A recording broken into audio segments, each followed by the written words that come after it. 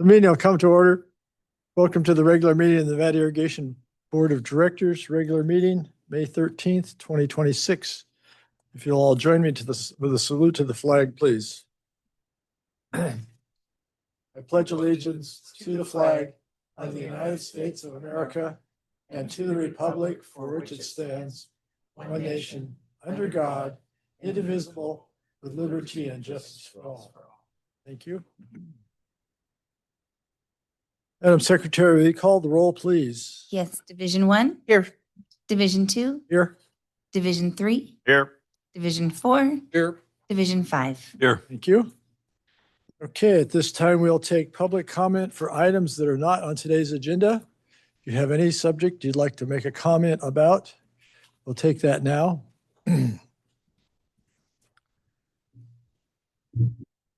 Morning. Good morning. Good to see you, Chris. All right. Good morning, members of the board. My name is Trevor Calder. I'm here today as a current ratepayer. I can't see you guys with these glasses on, so I apologize. In unincorporated Placer County, West Placer, as well as a former board member, and urge you to ensure a clean and transparent Prop 218 process. I have a few concerns, and these are also shared by the Republican Party, the Tahoe Cattlemen's Association, and both farm bureaus. First, the district posted a protest letter form on their website around March 27th. This included the wrong hearing date. It was dated May 27th, 2025, instead of 2026. I notified General Manager Hanson of the error by text on April 2nd at 3:17 p.m., nearly 7 full days after the form had been public. General Manager Hanson acknowledged knowing of the issue and thought that it had already been corrected. It hadn't.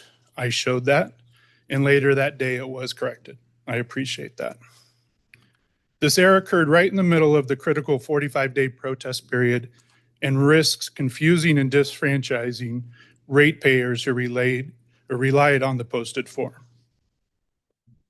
Second, during the ongoing notification period, weeks before the protest letters are even counted, General Manager Hanson publicly discussed how many objections and protest letters had been received. This was also published in the newspaper. Disclosing a running tally during the protest window can create a chilling effect and put pressure on undecided ratepayers. It puts a thumb on the scale instead of letting the process run fairly. Thirdly, the district's own communication forums were scheduled midday and on weekdays, times when working farmers, ranchers, and ratepayers simply could not attend. I attended the Sierra College one. It was about 25% full in the middle of the morning. In contrast, community-led meetings like the one at the Thermal Lands Community Center were held in the evening so people could actually participate after work.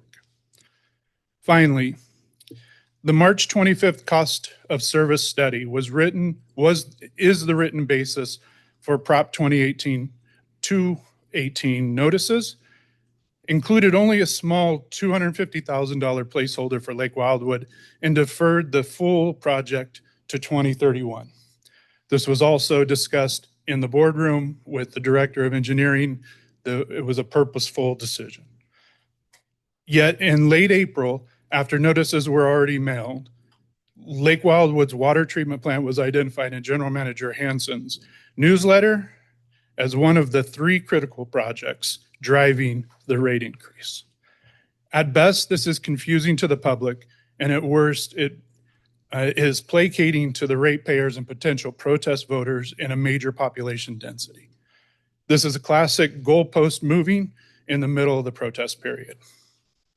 The community and district you all serve deserve a clean, transparent process, one without errors on official forms, without political running tallies of protests, and without major CIP items being added after the notices go out. We deserve a process where the written basis matches what is actually being presented to the public. I asked the board to learn from General Manager Hansen's prior experience in Lincoln, where during her tenure as Public Services Director and City Manager of the city, was found to have violated Proposition 218 by overcharging residents. This led to over a $6 million payout to homeowners, including myself, a resident of Lincoln at the time. We should avoid repeating that history here. Thank you. Thank you, Trevor. Mr. President, I'd like to make a quick statement. Go And ahead. I've checked with our esteemed person here, and she says I may. Mr. Calder, I am looking at a posting that you did that is so false, so misleading, such fear-mongering that you are doing to, I'm not even sure why you're doing it, actually. Yes, yes. NID grossly understates rate increase over 10 years to be 166%. Nobody on this board has proposed. 5% was taken away for prepayment. Are we proposing a 10-year increase, Mr. Calder? And your model is 7% thereafter. We're not- Over we're not- 10 years, that is 166%. The math holds true. Thank We're you. not going to have a Thank you. tit for tat. Here. We are not proposing a Could just 10-year increase. address a couple Thank of you. items Thank you, just Jen. for the record. So first of all, when I was the city manager in Lincoln, there was a major Prop 218 lawsuit, but it was related to rates that were in place long before Jennifer Hansen arrived. And they were illegal rates. They were related to tiered rates. And that is primarily the reason why I have been so adamant that we follow the Prop 218 process and we don't have one set of ratepayers subsidizing another. And I know that that gets really challenging with some of our raw water users, but simply put, treated water cannot subsidize raw water, period. And then I also wanted to address the form. So related to the form is just an optional form. It's just for convenience. We did fix it once it came to our attention. I don't feel that it is a challenge. It wasn't purposely done. Within an hour of being notified, we fixed it. So I don't feel that's an issue. And I did consult with Dustin at the time that was brought to my attention. And then the third item, I think that, and we can get into it more, I think there's been a lot of misstatements related to the Lake Wildwood treatment plant. Most certainly. So I think one of the challenges and what we haven't articulated well enough for the public is that when we set rates, we do a 10-year lookout, and it's to make a determination as to whether or not we are going to cause these wild swings in rates, and if the current rate period will draw down the reserves below the stated reserve requirements. We do that so we're not going to have to go into years 6 through 10 and have huge increases needed to refill the reserves, which are for emergency reasons, cash flow reasons. So as far as the Lake Wildwood project, it is an extremely important project, and it's an important project in the context of this particular rate period from the standpoint that if we are not able to collect enough money for Scotts Flat Spillway, it would start to get pushed into the next rate period, and then that would impact Lake Wildwood. We have not modified the proposed rates. I do have a feeling that we will likely make a recommendation to accelerate the Lake Wildwood project due to ongoing issues at the treatment plant. But with that said, we haven't modified the rates to reflect that at all. Thank you. Thank you for that, Jennifer. Jennifer, can you comment if this is a 10-year rate study that or if we are proposing 166%? No, so we're only proposing, it's only a 5-year rate. 5-year rate study? Yeah. Thank you. Well, and one of the things I also think that's difficult is that, and this gets lost in the translation, is that the rates being set, they're only the maximum rates. That's They're right. not the ultimate rates. So every year, and we've talked about probably in the July timeframe, we'll come back to the board with a rate implementation recommendation that will be largely based on what external funding sources we will get. Yeah. Thank you. Mr. Chair. Mr. Johansson. So on page 49 and 50 of the cost of service study is the 10-year capital improvement project estimates about $235 million. Yeah. And that also includes the Wildwood treatment plant or backbone extension project, either or. Yes. Okay, so I think I'd refer everybody to that.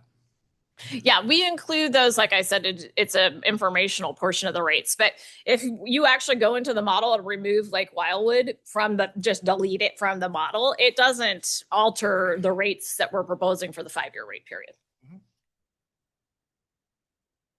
Are we still on public comment? Yes, we are on public comment. I'd like to remind the board and the staff and the public that public comment time is strictly should be held to that. Okay.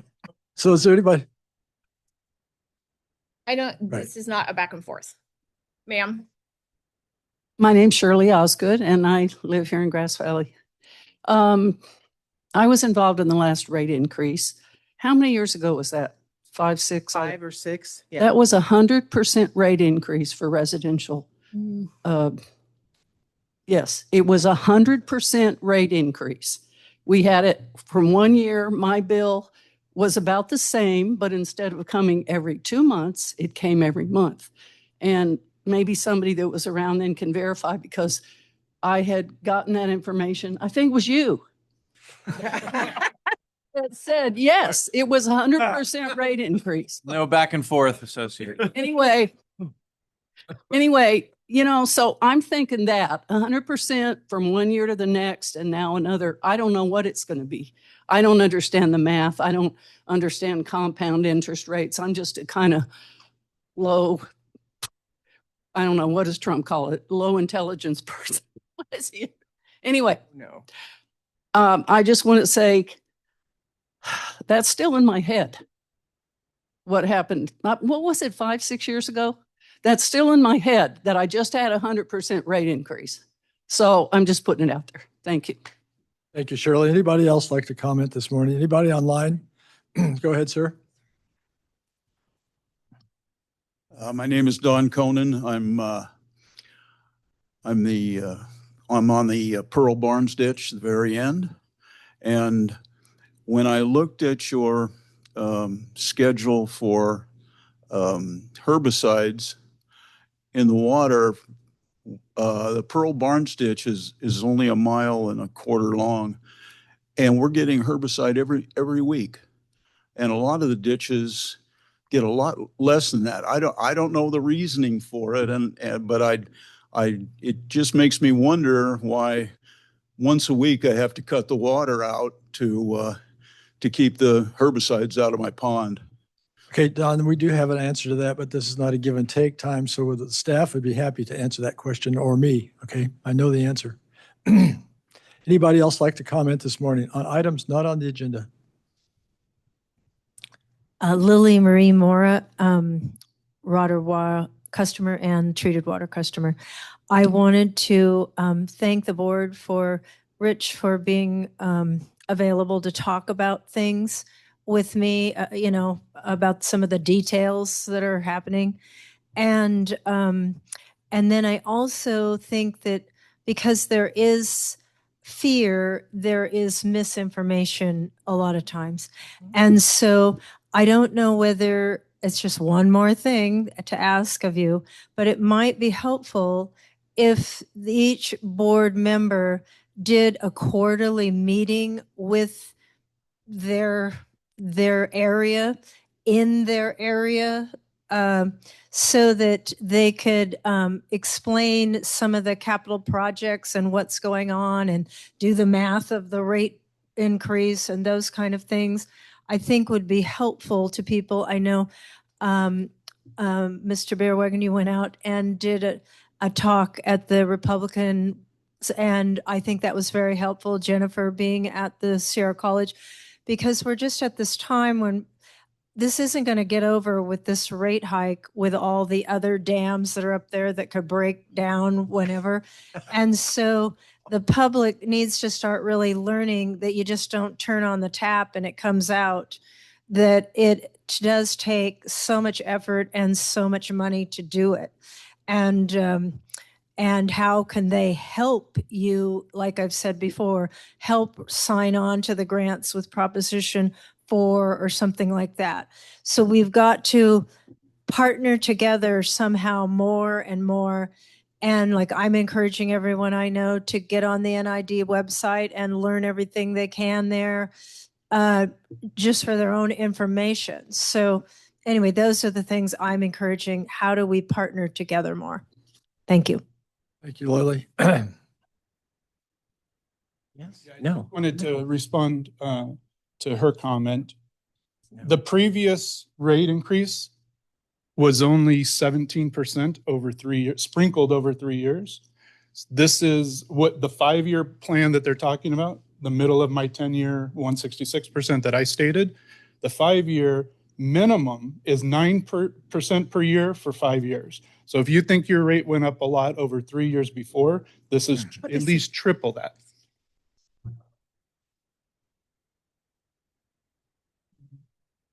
Dan? Okay. I'd like to remind everyone that this is not a workshop. It is not a public hearing. It's comments, things that are not on the agenda, and certainly the water rates is going to come up many more times. Thank you. Anybody else like to comment this morning? Anybody online watching like to comment? Okay, thank you very much. We'll move on to the consent agenda. We're going to pull number 3J so that Jennifer can explain that one.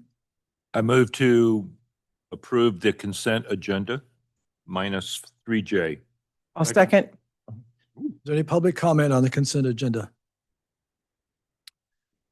Any board members, anything else on the consent? Okay, Oh, and I also have a question on 3I. 3I, I'll go ahead with your question. It's a quick one. Yep.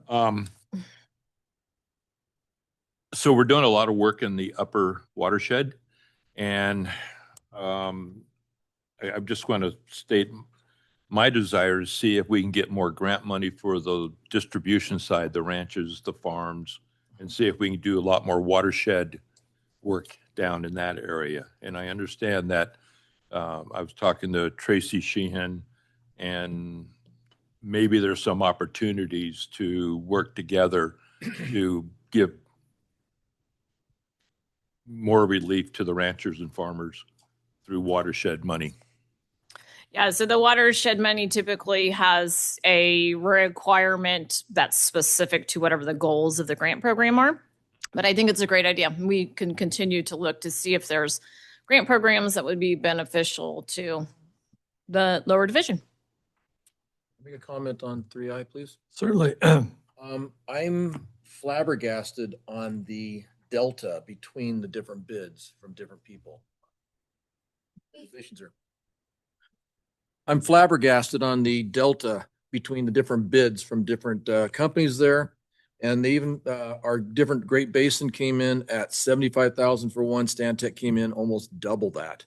And then we turn right around and Great Basin came in almost 2.5 times what someone else did.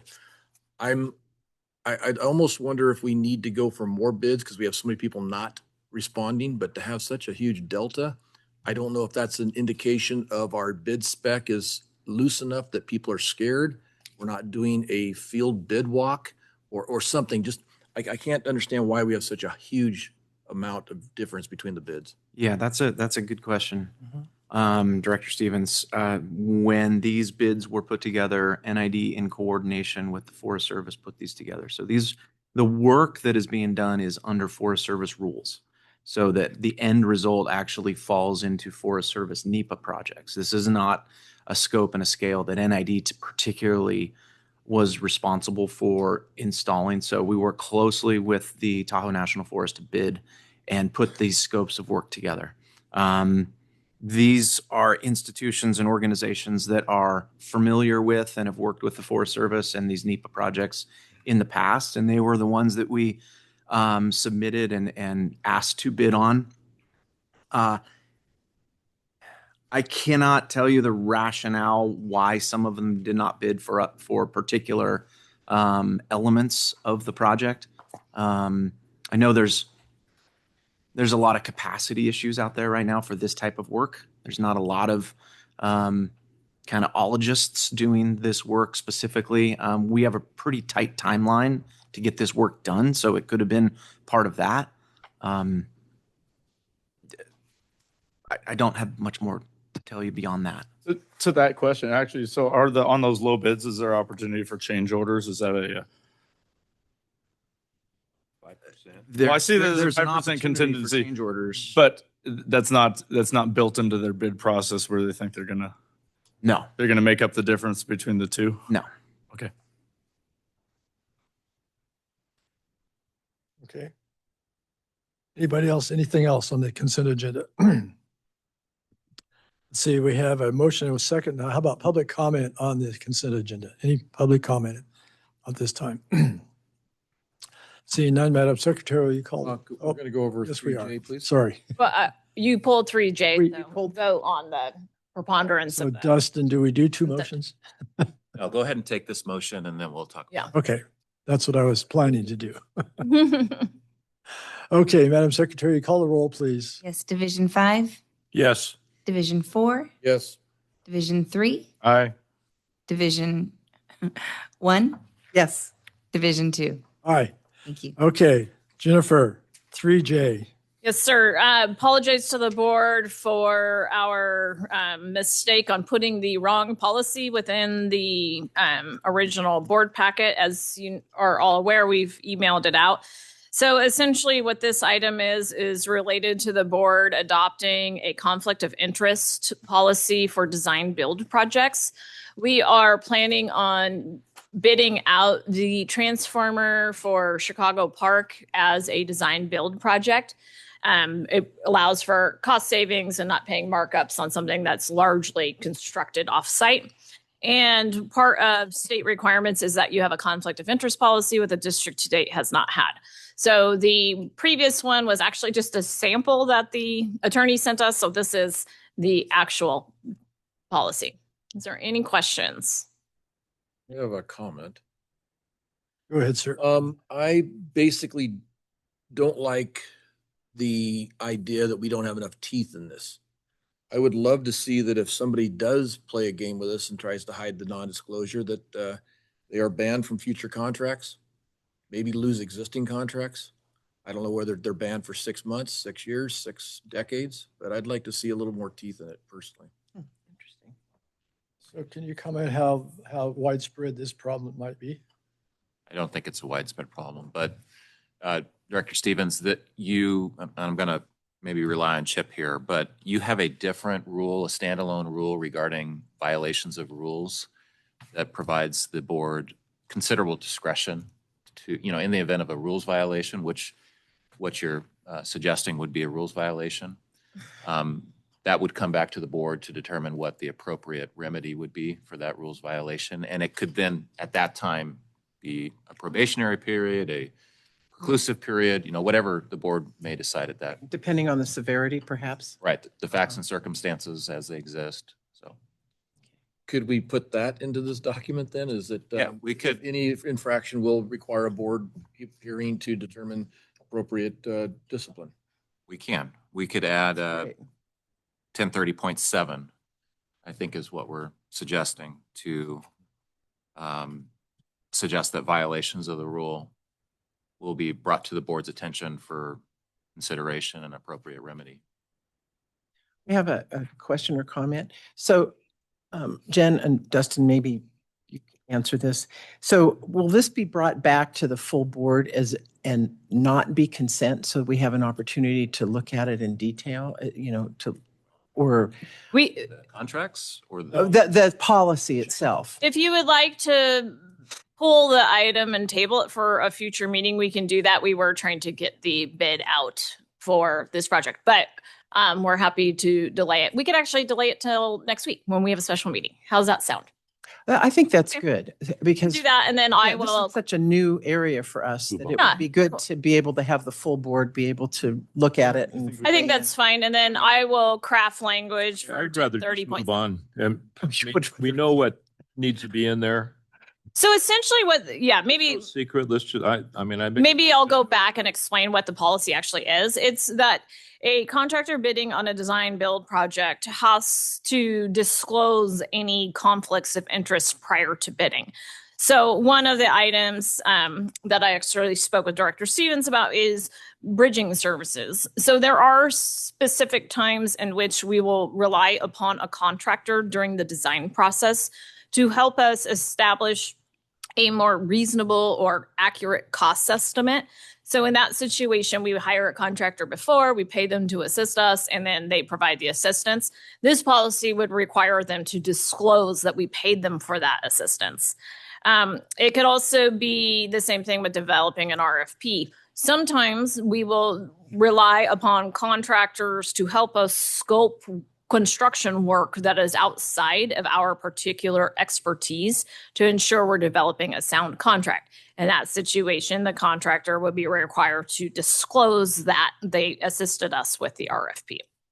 So Got it. I agree with Director Johansson. I think that I'm ready to approve it now and then, and It can go either way. add in the to Earl's timeout if they, mess up with us.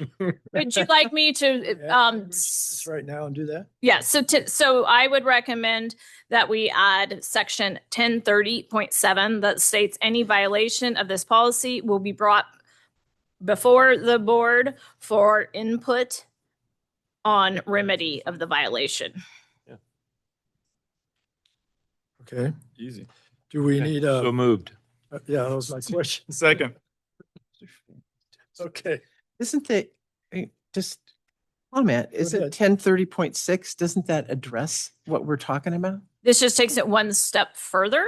This allows the board, so just the intervene. staff would take a look at the remedy for the non-disclosure. This leaves- We'd essentially make a recommendation. We bring that recommendation to the board under 1030.7 and the board would have input on the remedy. Okay, that sounds, I don't like it. You have $1 million violation, you get a $10,000 fine. right. So, Right. I would like I it know, to I'm- have teeth. Well, and we also, I agree with you. we have broad latitude as a special district to implement non-normal public works types bidding processes where we can exclude people from the bidding process. So if there was any severe violation, which I really don't think in this situation there's going to be, this is more of a state bureaucratic requirement. Okay. Any further board discussion on the amendment to the policy? Conflict of interest in design build projects. Does that satisfy you? So we're just amending what's here and then voting on the amendment or voting on approval of the policy with the amendment? Yes. Approval of the policy with the amendment. Okay, thank you. Now we're That's going to fine. vote on the amendment. That's just what I asked, but okay. No, she said with, we can roll the whole thing right now. You can roll, Roll the yeah. whole thing. You could say as amended by Jennifer. Would you like me to repeat the amendment? Yeah, I move as amended by Jennifer. I've lost it again. You've lost it. Procedure again.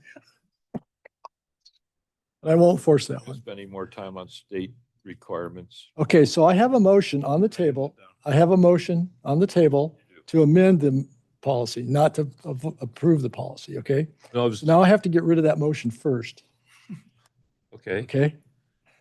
all right, I'll So since we have a motion, I'm going to insist on a vote on the amendment first.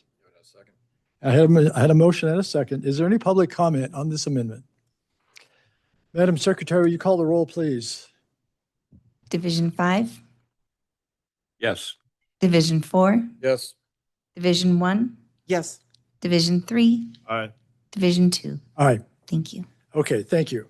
Thank you for suffering me to follow procedure. Okay, now we have the main motion to adopt the policy number 1030 as amended. Got it. Do we have a second on that one? Second. You made the motion? I made the You're motion. making a second. Brad Okay. seconds. Is there any public comment on the new policy as amended? Any more board discussion on the policy as amended? Madam Secretary, will you call the roll, please? Division 5, Yes. Division 4, Yes. Division 1, Yes. Division 3, All right. Division 2. Aye. Thank you very much. Okay. Thanks, Rich. Good idea. Great idea. All right. So next is general orders. Item number 4A, the Urban Water Management Plan and public hearing this morning. We'll start with, let's see, 1 second. Nothing. Are we ready? Hey. Okay. Urban Good Water morning, board Management. staff and public. I'm Chip Close, Director of Water Operations. And as I sit here today before you, I can't help but feel a little deja vu. It was only, what, 2 months ago, we 2 months just ago. discussed the Ag Water Management Yes. Plan, and here we are once again to do this all over again. In all honesty, though, the plans are different. The Ag Water Management Plan focused on the canals and our ag water customers, a little bit on supply, a little bit on demand, a little bit on what happens during a drought, and that's all great. The Urban Water Management Plan does those same things, but really focuses on our treated water customers. Mhm. And actually, the Urban Water Management Plan dives a little bit deeper into each one of these topics and starts going into, is the district meeting its conservation plans and goals, and just dives a little bit deeper. And similarly to the Ag Water Management Plan, the Urban Water Management Plan is a regulatorily required document. It began in 1983 by the state. It requires every urban water supplier that provides 3,000 customers or 3,000 acre feet to do these updates every 5 years. The goal of the Urban Water Management Plans is to serve as a long-term planning document that evaluates water supply reliability under normal, dry, and multiple dry year conditions and documents the district's strategy for meeting current and future water demands. The key components in this document today include assessment of water supply reliability and strategies for meeting projected demands, a description of the district's service area and inventory of existing and planned water supply sources, historical, current, and projected water use, compliance with the state's water efficiency standards. That was the 20 by 2020, which we more than met, so we're already good there. A summary of existing and planned demand management measures, a 5-year drought risk assessment, and an updated water shortage contingency plan. Now, similarly to the Ag Water Management Plan, the requirements at the state level really didn't change much over the last 5 years. So we really focused in on updating the numbers in the document, how much water we used and whatnot, and our demands. They're a little skewed this time because 2 years of a PG&E emergency, we had lower flows than we anticipated. We had about 143,000 acre feet of usage as opposed to we anticipated should be 160. That's really due to that PG&E emergency, and that's reflected in the document. Let's see. So because the regulations didn't really change that much, we focused mainly on importing the data and the analysis we got from the Plan for Water process and incorporating that climate change data into this document for the long-term projections of how much water we'll have with climate change. And we were very fortunate enough to have West Consultants here once again to help us incorporate that. They were the ones who walked us through that Plan for Water process. And we also have Mattis Water Management with us here today, and they're the experts on these urban water management plans. They helped us meet all the requirements for this update. So we're very thankful for them. The next steps we will hear from West Consultants. They are here today, and they'll give a presentation, and then we expect to open a public hearing to take public comment. And then once we get all that comment in, we'll close the public hearing. And hopefully, if no major changes are necessary, we'll move forward to the resolution for adoption. That's the plan of attack. So with that, I'd Thank you, like to Chip. introduce, yeah, go ahead. Yeah. I said, thank you. Oh, you're welcome. Yes, go ahead. Introduce Lindsay from West. We both have questions. We have questions right off the bat. Go Yeah. ahead, Director Fire Hanson. Quick comment. During the Plan for Water, we went the extra step and modeled a lot of what a drought would do, regulatory drought, yada, yada. And we have better science than the state of California, I feel, in this area. And we have to now plan for a 5-year drought, which previously was 3 years, right? So the state, under the FERC licensing and the feds, is looking at taking anywhere, I think, remember, 16,000 to 59,600 acre feet a year, depending on if it's a wet year, dry year. I want to know how that changed our modeling for the urban water management plan. And then second, the threat that the state has on the 55% unimpaired flow. because that will actually cause us perpetual drought in certain watersheds. And so how have we really addressed that in the urban water management plan? And then coupled with the fact that I guess yesterday, the head of the Water Control Board got renominated for another 4 years, and so that doesn't change. Their attitude on the Bay Delta update remains the same, which is 55% unimpaired flows. Yeah, so great questions, Rich. And we'll start off by saying the urban water management plan is very strict on what the state is asking for. And in regards to the 5-year drought contingency plan and the analysis, it basically dictates that you take your worst historical 5-year consecutively and run it through your current period as well as your next 5, 10, 15-year period. We've done that in this document to the T of how they want us to do it.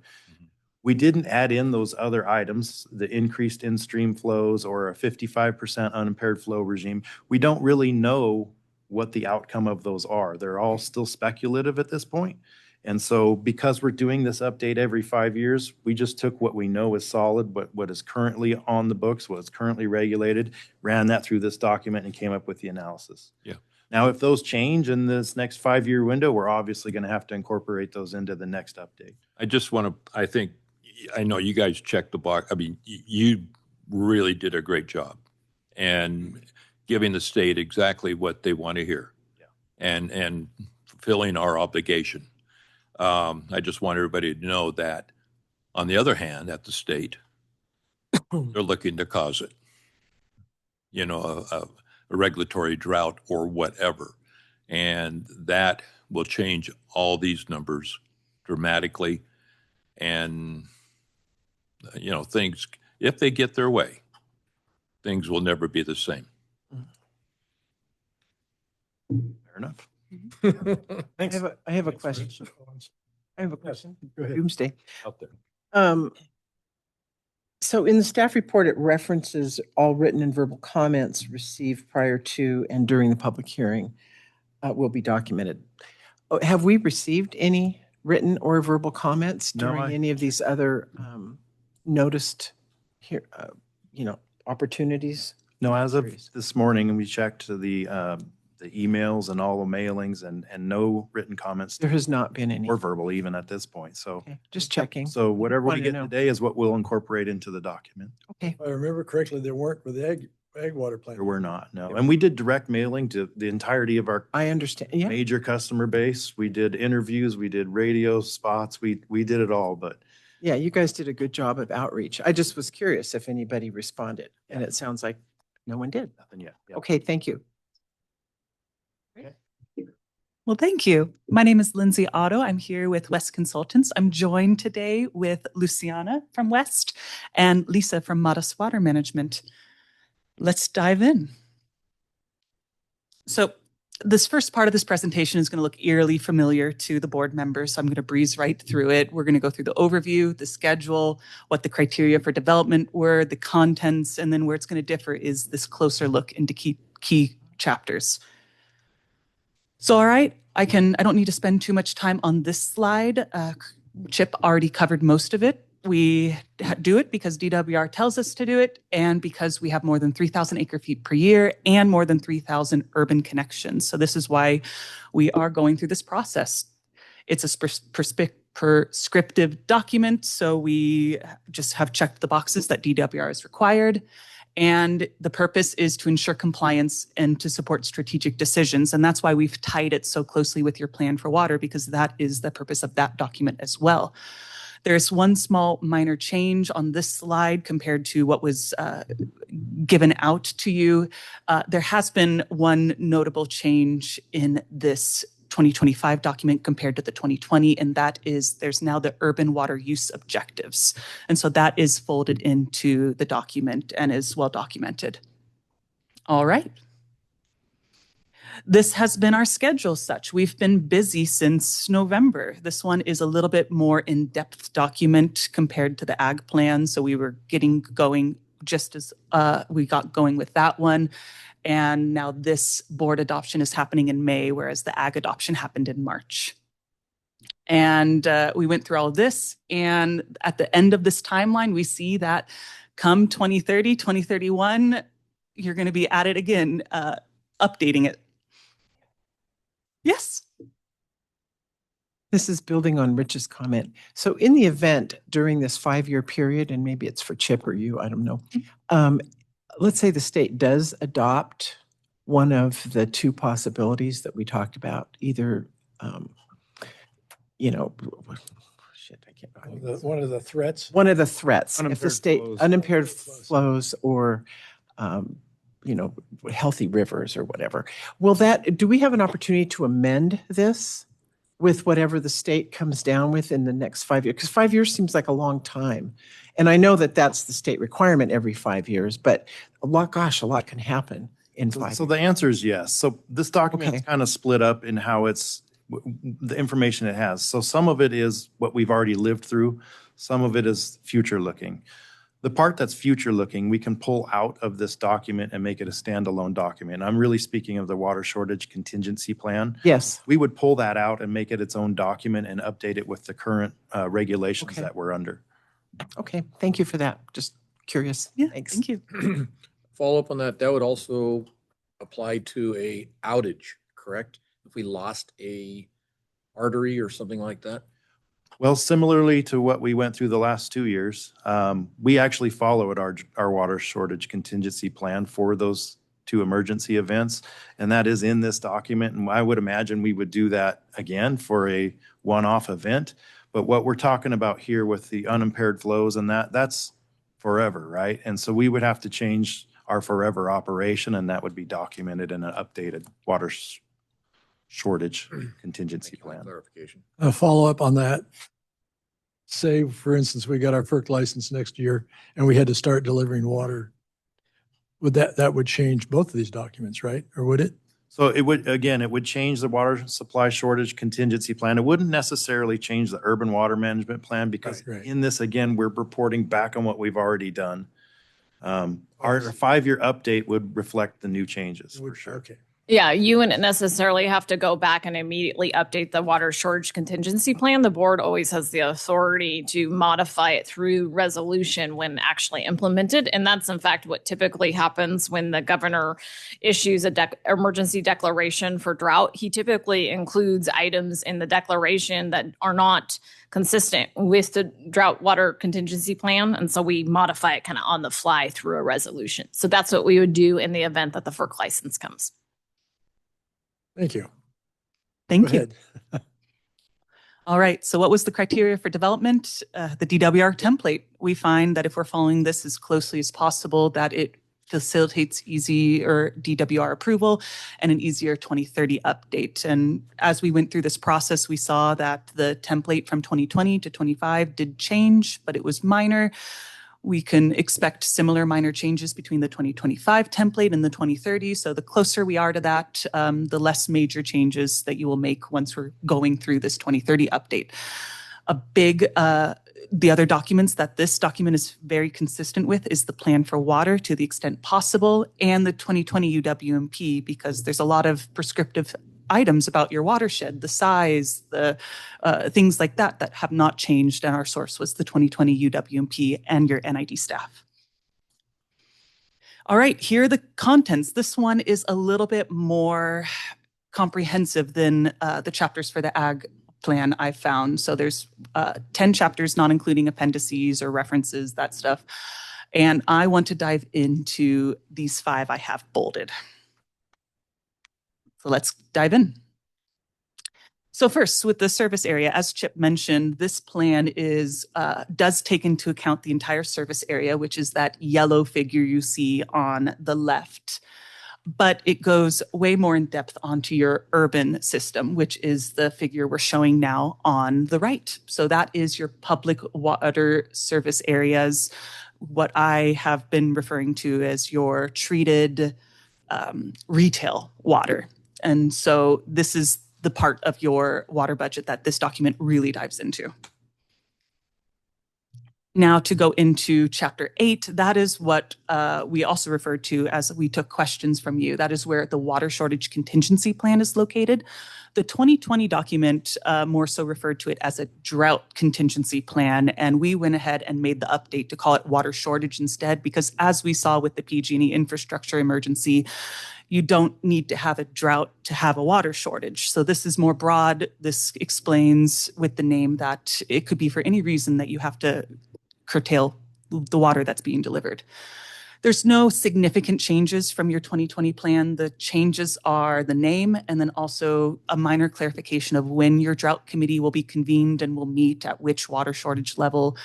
And then the other modification is what your minimum carryover storage at each shortage level is. That has been updated to reflect the storage loss from sedimentation and your current customer demands. So there's new minimums that you have just to make based off of your recent history and the recent sedimentation. All right, now we're going to get into really the meat of this document, which is chapters 4, 6, and 7. Chapter 4, as you can see from this title, is your water use characterization or your water demand. Then chapter 6 will be the water supply. And chapter 7 compares those two in a water surface reliability assessment and a drought risk assessment. So here is what we're dealing with. If we look at the volume of water, you can see here that you are primarily an agricultural water supplier, not by connections though. You have a lot of urban water connections. But when it comes to the amount of your water, your ag retail water is on the order of 120,000 acre feet per year. And everything else, your wholesale treated water, your wholesale raw water, and your retail treated water, that is, as you can see here, less than 20,000 acre feet. But that's more than the 3,000 that has triggered this, of course. If we look into that less than 20,000 acre feet, this is how it's discretized. I know this is very small to see. Hopefully this is clear in your board packets instead. But on the left, that's where all of your retail treated water is and how it's split up. We really need to go in and discretize with single family, multifamily, industrial, etc. And you can see that in the past 5 years, there are some, differences from what the other past 5 years have been. So we see that there's been an update to some of these trends. I'll get into that on the next slide. And then the other graphs that we see on the right, those are your wholesale, what you're selling to the city of Grass Valley, whether it's raw water or treated water, Lake Vera, et cetera. What goes to the city of Lincoln through PCWA, for example. And don't be too alarmed by that one plot where you see those blue dots just scramble all over. Take note of the y-axis. That is a much, that one goes from 0 to 90 acre feet per year, and the others are in log scale going from 1 to 10,000. So it just looks like it's jumping around, but it's just because it's less water.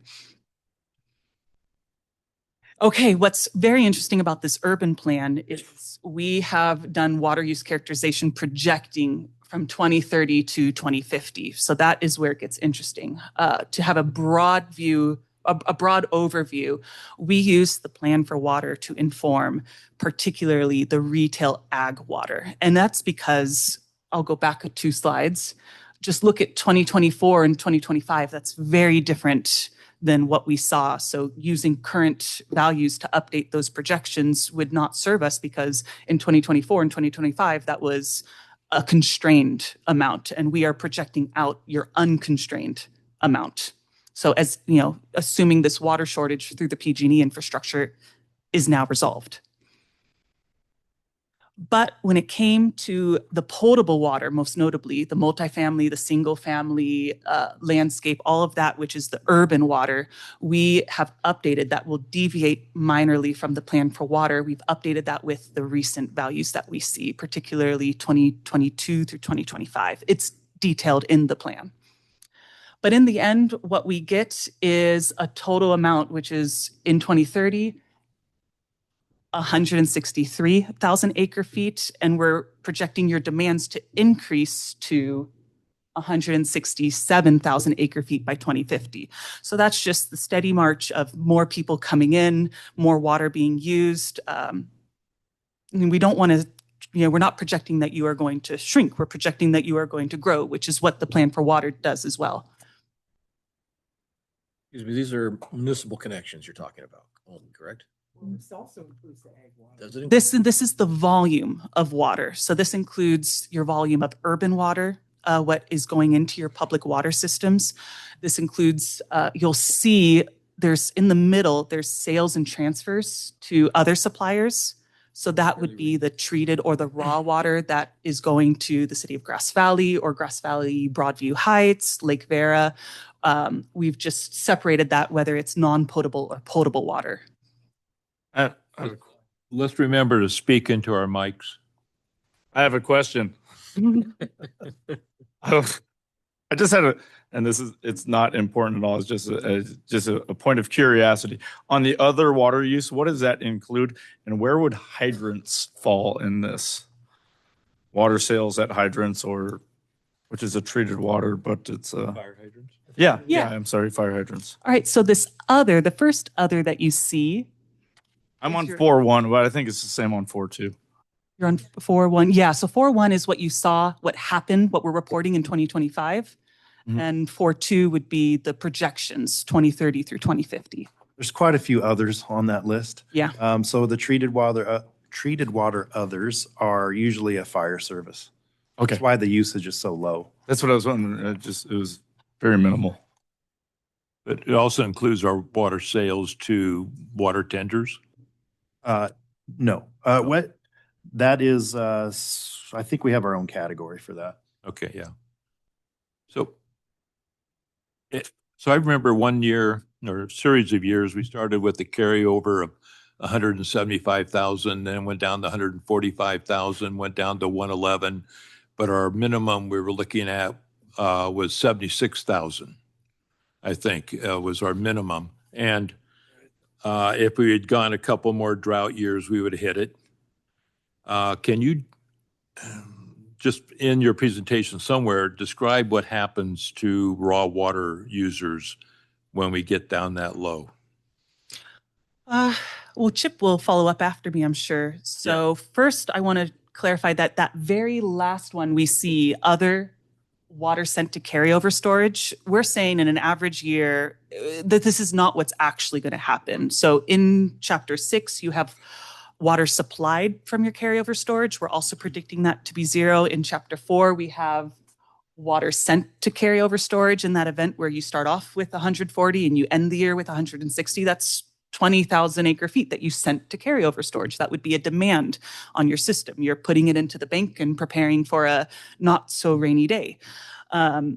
So in this plan, you'll see that accounted for in a zero because we're just saying like, we don't know what the future is going to hold. And we're going to say for an average year, you're holding steady. You're not putting any in, you're not taking any out. But in actuality, you're going to be putting water in or taking it out. So I want to make that clarification. That's how we're handling carryover storage. There's a lot of things we have to assume in this documentation and to clarify, and we're just assuming in an average year, things are steady. If you do have to delve into your carryover storage, that would be when you have your watershed update and you're making that, you're thinking about what's going to happen in the future when the water shortage levels could be declared. So that's outside the scope of this plan and would be more your annual operations. So directly related to that question, what would happen if our carryover storage drops down to that 80,000 acre foot level?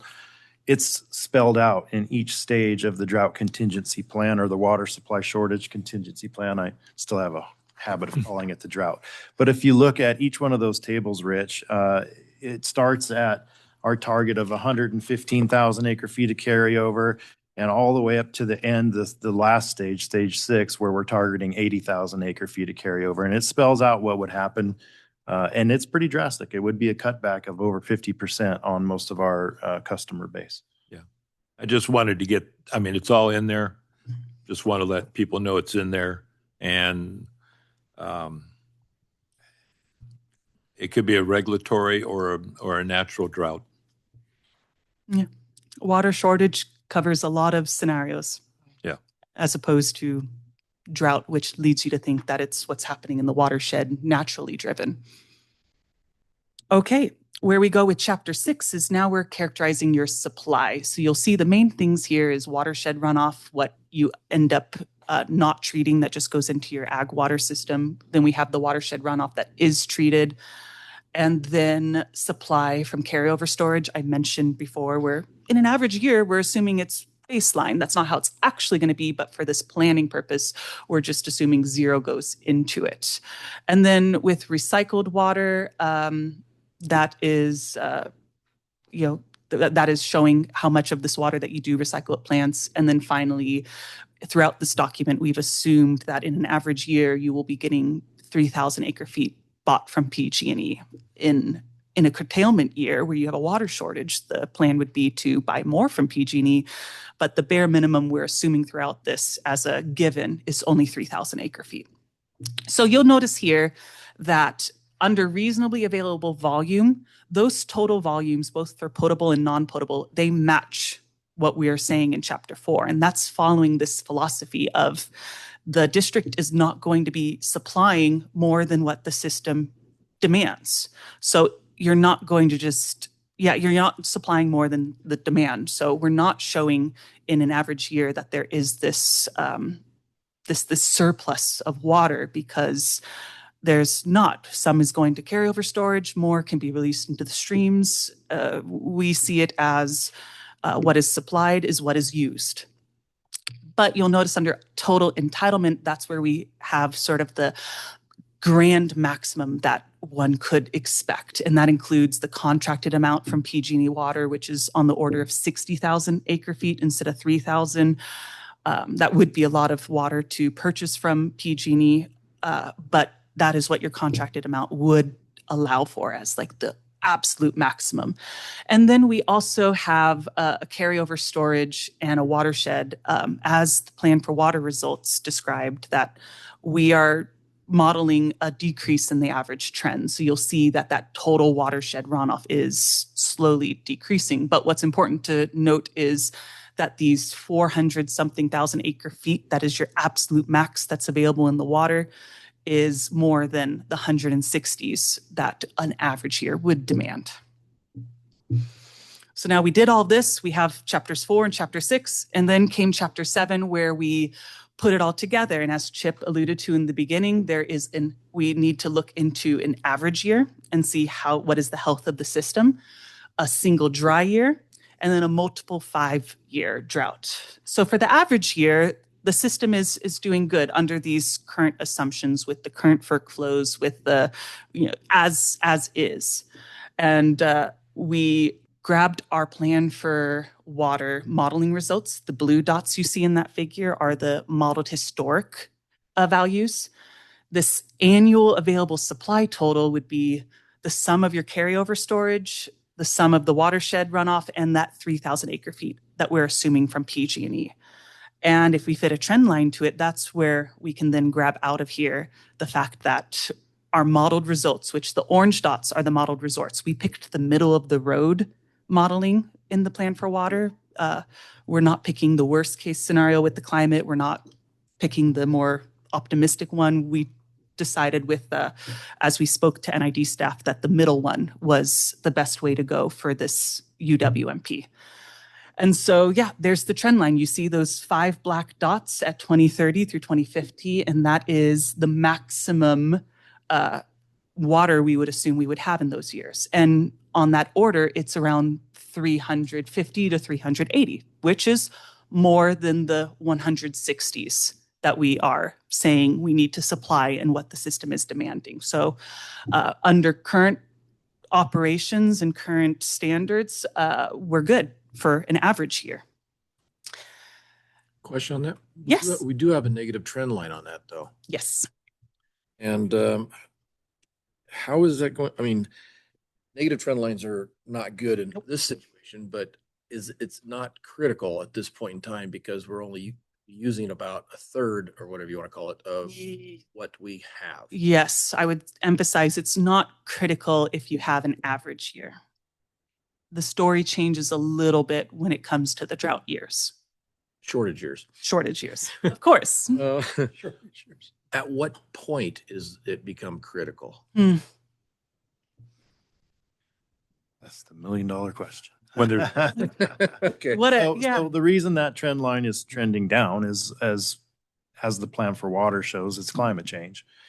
And so there's less water available, less snowpack. When does that become critical? As we move forward in these next couple of slides, you're going to see it gets critical pretty quick in dry years and multiple dry years. Right now, we have enough through our drought contingency plan to make it through these. But if the future continues to increase our demands and decrease our supply, it will continue to become more and more critical in the future. But that's why we take a look at how much water availability we have every year in April, is to make sure we have enough to meet our needs through the summer and enough to have carryover for the next year. I think everyone here knows that I have that holistic approach to our storage or saving, stuff like that. Have we looked at any of this bringing into the fact if we repair all our canals so they don't leak, or if we do the sediment removal, how does that, it's not critical at this point, obviously, but as a trend line continues, maybe 20 years out, we need to address that. Is that? I mean, that's a fair statement and something we really should look into. This document doesn't analyze that.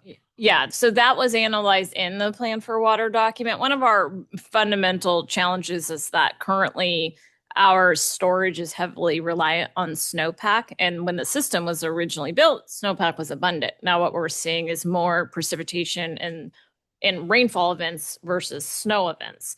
So what the plan for water looked at was a variety of solutions, increasing storage, increasing efficiencies. I think there's a lot of water to be made up in the canals. Because one thing, remember with the drought contingency plan, the conservation measures that are intended to achieve specific percentages of conservation, the district has historically not went and reorificed raw water customers, and it's been kind of a little bit more voluntary. So as we get to the more critical years, there could be a potential where we actually have to look at reorificing. So if I remember right, also the plan for water showed that in the year 2075, the oxygen left the room. Stop it. No, I mean, that was the term used. And I mean, it's about 50 years from now, climate change really is dramatic and affects our water supply.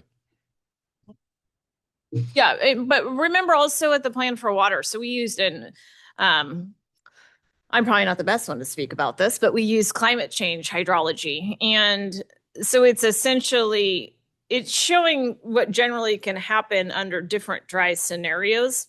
But any of those dry scenarios could happen anytime in those 50 years, right?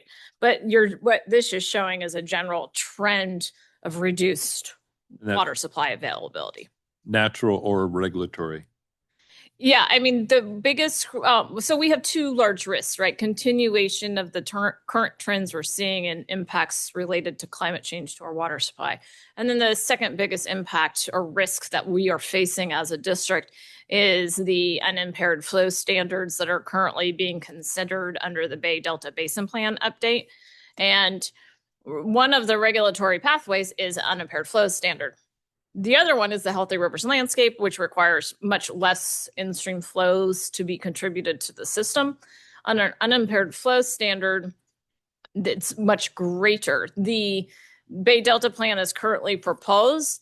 The Healthy Rivers and Landscape Program, which has the reduced in-stream flows, has a limited time period. It's only 8 years. And then if certain goals aren't met, and even within those 8 years, if certain goals aren't met, you automatically get pushed into unimpaired flows.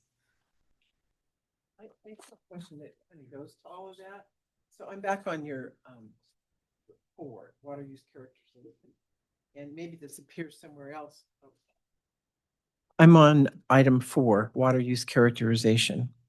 And down second line from the bottom, in-stream flow requirements non-potable, you have a solid 9,410 acre feet all the way across. That seems like a very small number compared to what we're anticipating. And where did you get the 9410? That is your current. So I forget the exact number, It's but the current. current FERC requirements are a little more than 7,000 acre feet per year. And you guys shoot for that 94 value you see to ensure compliance.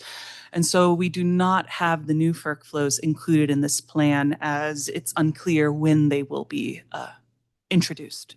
Yeah. And as you mentioned before, once we get clarity that this plan then can be amended. Yeah, certainly. You wouldn't need to amend this plan. You would include those then in the 2030 update. But if the district is so interested, it would be easy to run Run the numbers. run the 'Cause numbers. 9010, I mean, I get that. That's what we're doing now. But, Yeah. to run that out 5 years just sort of seemed, really? In the plan for water, we did include the new FERC flows. Yes. So those were included in that planning. So Yeah, for the I do remember. purposes of planning, we rely upon the plan for water. Yeah. For the purposes of complying with state regulations, Oh, we're doing We're- this We're method. checking boxes here. We are 1000% checking a box. Okay, thank So you. I was going to ask the question or just make the comment. I appreciate this is interesting, but my impression is that this is just literally checking a box. And once this document is filed today, it will be set aside and we won't do anything with it. So it doesn't actually matter. Is Yeah. that correct? Well, so for That's what you led me to believe. Is that no, correct? well, Okay. let me say it a little bit more politically correct in case any other bureaucrats are listening to me right now. But yes, that is correct. Okay. We do not rely upon this document for anything. The only portion that we ever utilize is the drought contingency plan or whatever its new name is. But note, every time we implement the drought contingency plan, we have to modify it on the fly to incorporate emergency regulations and everything else. Now, so if we were in a situation where we're exceeding water supply reductions that are shown in this plan, would I recommend that the district update this early? No. Okay, Yeah. So this is an interesting academic discussion, but only that. Yeah. Okay. got it. And doesn't our Thank you. plan for water more detailed for our purposes? Yeah, the plan for water is more. Yes, Yes. way more. Way more detailed. We are. The plan for water is way more detailed. It's a more thorough planning document. Yes, right. This is something we are just required to do. We're forced to do this. Got it. And so, yeah, we've summarized the plan for water results, particularly that middle of the road scenario that we ran. Okay, thank you. And in the drought risk or in this single dry year water service reliability, we did not use the plan for water because you just had such a wonderfully low year in 1977 where we said, like, let's imagine if that happens with your ever growing water system demands. And this is the result. The total carryover storage and watershed runoff and PG&E minimum supply only yields 75,000 acre feet of water. And that's also assumed that you use the entirety of the carryover storage. So there's a lot of assumptions in here, but this helps to tell a story of what is the absolute worst case scenario one could expect. Now, historically in 1977, the district bought 19,464 acre feet of water from PG&E. And so you see that in that, okay, we have a deficit in 2030, it's 88,000 acre feet. And so the first step is we're going to assume, like history, we can get that entirety of that 19,000 acre feet from PG&E. We already have 3,000 included, so that water shortage contingency plan supply augmentation would be the 16,000 to get us up to that historical 19. Now, if this happens in actuality, I hope it's more, maybe it's less, we don't know. This is just a baseline of our assumptions. And so then the result from that is there would need to be additional use reductions that you see from your water shortage contingency plan. And if this year were to happen, it would be a water shortage 5 that calls for up to 50% reduction. And you see that 72,000 over 163, that's less than 50%. It's in that 40 to 50 range. It gets closer to being 50% as we march through time, as we've modeled from 2030 to 2050. And so you guys have experienced this year in 1977. It's bounded by reality. It could happen again since it did happen. So this is our baseline of what is the worst drought we can conceive that is based off of what we've historically witnessed. Then I'll explain this. This gets a little bit more complicated. We had that question of how do we project the 5-year drought plan, because that's a little bit more interesting. It is longer pain. It's 5 years of pain. So what we did first is using those same plan for water modeling results. The difference with this one is it's the 5-year rolling summation. So all of these dots that you see in that figure are the 5-year totals. And on the x-axis, it's denoted by that middle year. So that very low one that's denoted with cyan, that is your 1987 through 1991 5-year drought. We're denoting it on this graph by the midpoint year, 1989. And so we took the 5-year totals, we ran it through and got that trend line from the 5-year event, not necessarily the 5-year drought, just the 5 years that our model is showing. And then we projected what that 5-year drought would be, saying, all right, that departure from the average line that we saw historically, what if that same departure, which is about 1 million acre feet less than an average year, what if that just got moved down the line? So that is how we came up with those values. And then we distributed them through the 5 years using the same percent distribution that we saw historically in that 1987 through 1991 event. So what I really want to point out is in table 7.1D, that final to the right column, we see how the total drought, the 5-year total drought, it starts at 1.2 million acre feet. And by 2050, the plan for model results that we are summarizing here and grabbing trend lines from instead, that one would be 775,000 acre feet. So we're projecting that the 5-year drought is going to get worse. That is what the modeled results from the plan for water say. And here's to show like exactly what amount of acre feet per year we would put in for that first year, second year, third year, et cetera. Now, 1989 was a reprieve in that 5-year historical drought. So you'll see that demonstrated here. And I've given 2030 and 2035 as a little example. And then what does this all mean? This is my last slide. It means that, yeah, if this 5-year drought were to happen in 2030 or in 2050 or the years between, that you would need to implement your water shortage contingency plan. For the first 2 years, if this 5-year drought were to happen in 2030 or in 2050, for the first 2 years, it would be around shortage level 2, shortage level 3. That's what we're modeling. And we assumed that in these years, we would attempt to get a total of 18,000 acre feet from PG&E. So that's why you see 15,000 introduced there, the 3 plus the 15.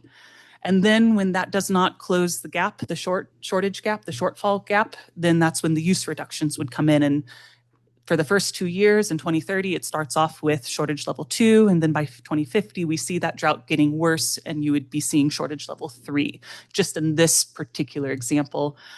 And then in those final 2 years, the 4th year and the 5th year, we're doing a little bit, those years are not as painful as the first 2 years in this example, but you see that the shortfall increases as we go through time. So that is just what we're showing, that in conclusion, with the average year, we have water to meet our system needs under our current operations.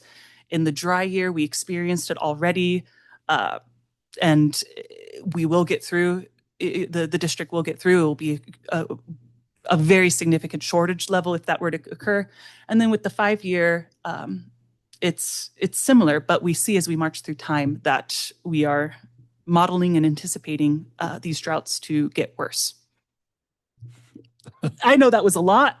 I'm glad we took questions throughout. So hopefully that means there's less questions now, but absolutely, here we go.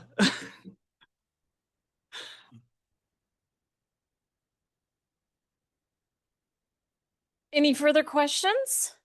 I know we asked a lot of questions during the presentation. It was a wonderful presentation. It's always fun to dive back into the plan for water. Yep. So I think that we open the hearing. We open the public hearing, we take public comment, we close the public hearing, and then we will move forward after that is complete to the next item, which is consideration of the resolution authorizing directing staff to finalize the urban water management plan. All right. So we will open the public hearing at this time. Are there any public that would like to speak? The urban water management plan. Did he raise his hand? Oh, I'm not seeing none? any. Anybody online? Raise your hand if you'd like to comment on the urban water management plan as submitted. All right, seeing none, we'll close the public hearing and move forward with the resolution. This is officially the next item. So the recommendation is adopt a resolution authorizing and directing staff to finalize and submit the 2025 Urban Water Management Plan update to the California Department of Water Resources, including incorporation of all relevant public comments received during the public comment period and public hearing, as to which we have received none. I move to adopt a resolution of the 2025 Urban Water Management Plan. Sorry, Chip. Moving right along. Yeah, I'll second that. Okay, moved and seconded. Is there any further board discussion?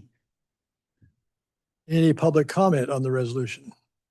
I see a hand back there. Is that you, Naomi? Did you want to comment? Your hand was Just waving. Naomi, yes, she has public comment. No. She's fanning. keeping us alive up here.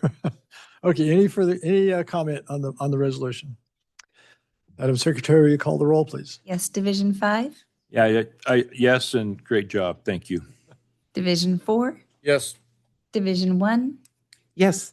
Division 3, Aye. Division 2. Aye. Thank you. Hold on. Quick shout out to the staff, Tor Larson and Tanya Tabuki Herrero, did a lot of work on this. And also thank you to the consultants team. Great job. You bet. Very And a big thank you to Mr. Chip. Mr. Yes. Chip. Always. Mr. Ch- President Beerwagon, just for my own anxiety, did we have a motion? Yes. Yes, Okay. you did. Okay. There was a motion. It went so fast. That zipped right on by. I thought we were But I caught it. Okay. Oh, no. Yeah, no amendments. No amendments. Okay. Okay.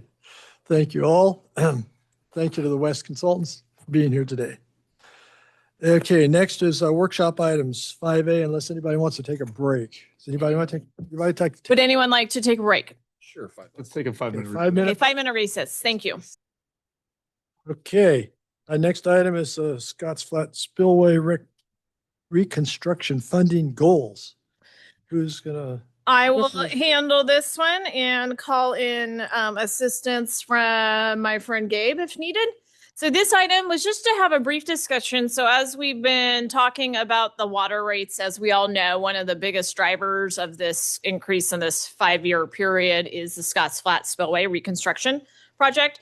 And so I thought it would be beneficial for the board to have a brief discussion about some of the areas where we're trying to either obtain cost savings and or different external sources of funding that we could possibly go for. Yes, sir. I have a question right off the bat.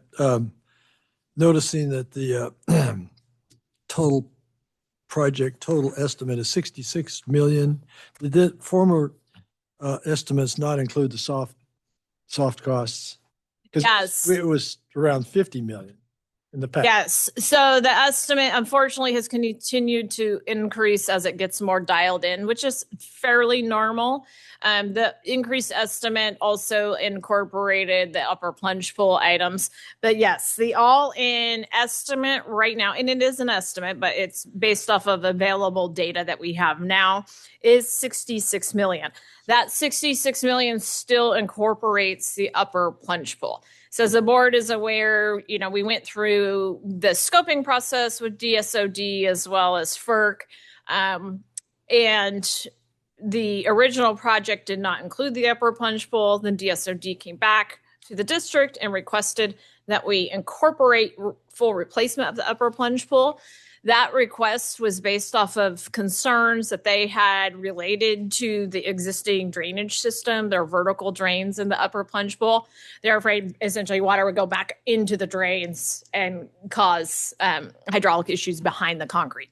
So we had an analysis completed on that particular issue, and our analysis shows that if additional anchors were installed during construction, that any of those related issues would be mitigated through the installation of the anchors, which is much, much less expensive than the upper plunge bowl.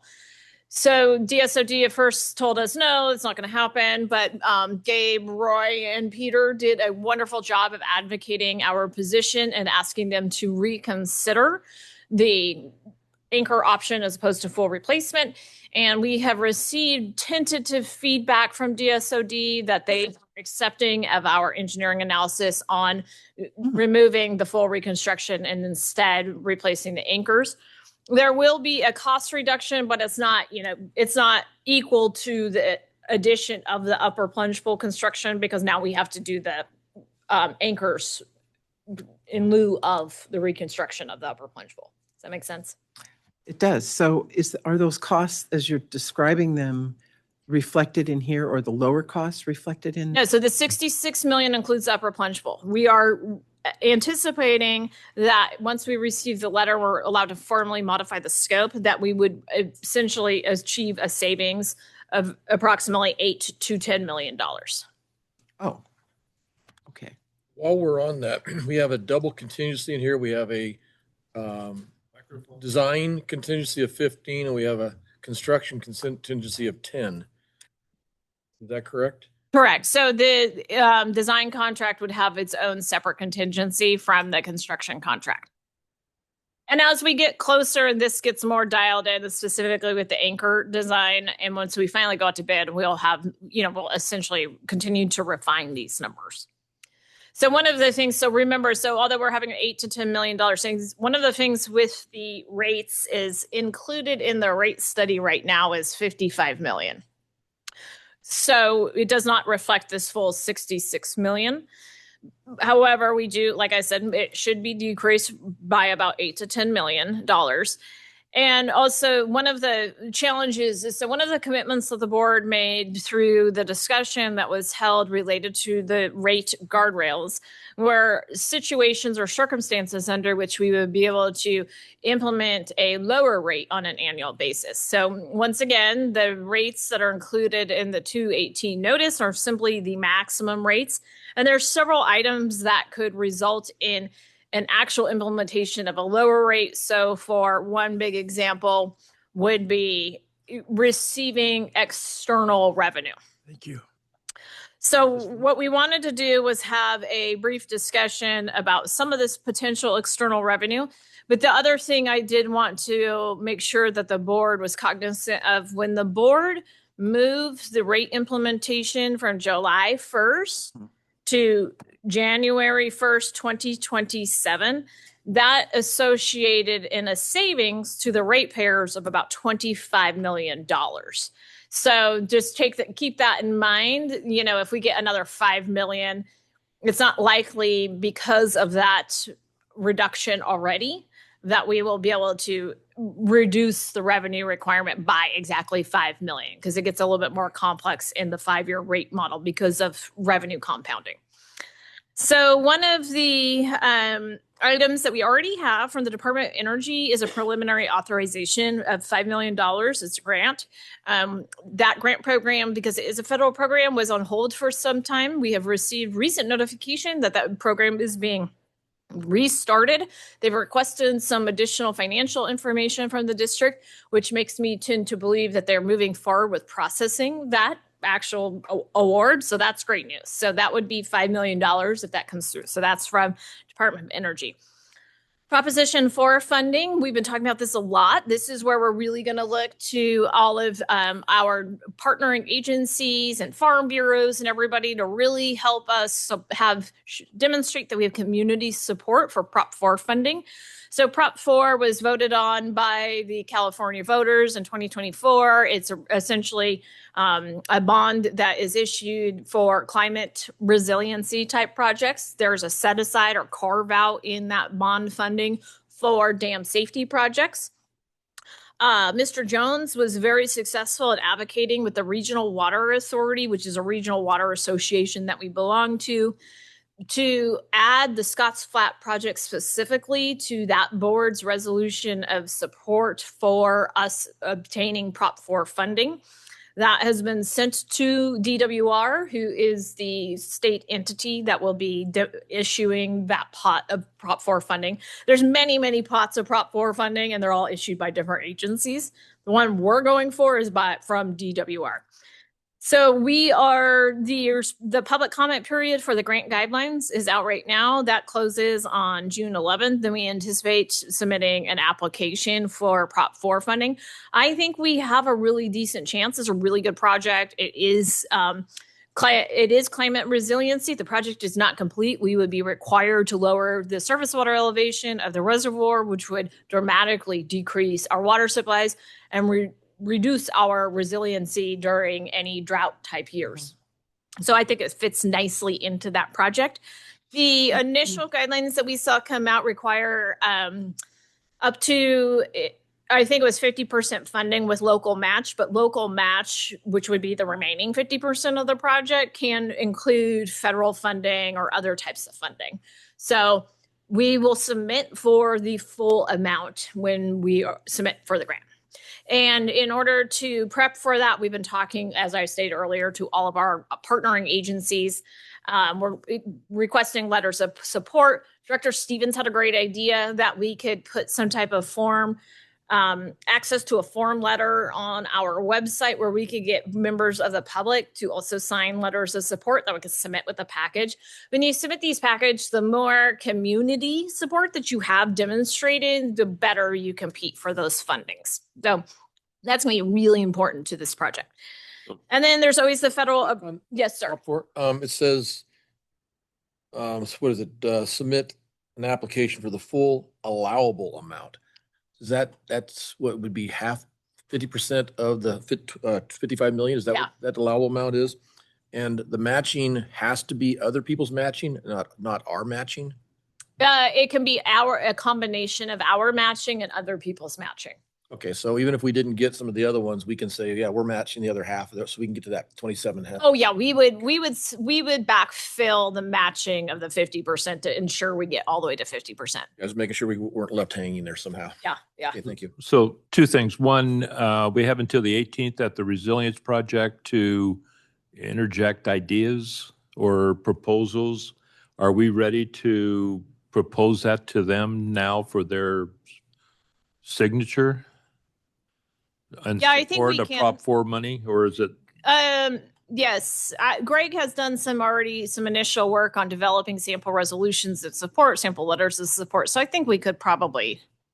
Yeah, that's really just for the county. We'd be looking at support letters for the county or The county, not necessarily the Sierra Nevada, RCD. Yeah, we have a whole list of different organizations and But the Resilience Project is actually, in an entity could do it also.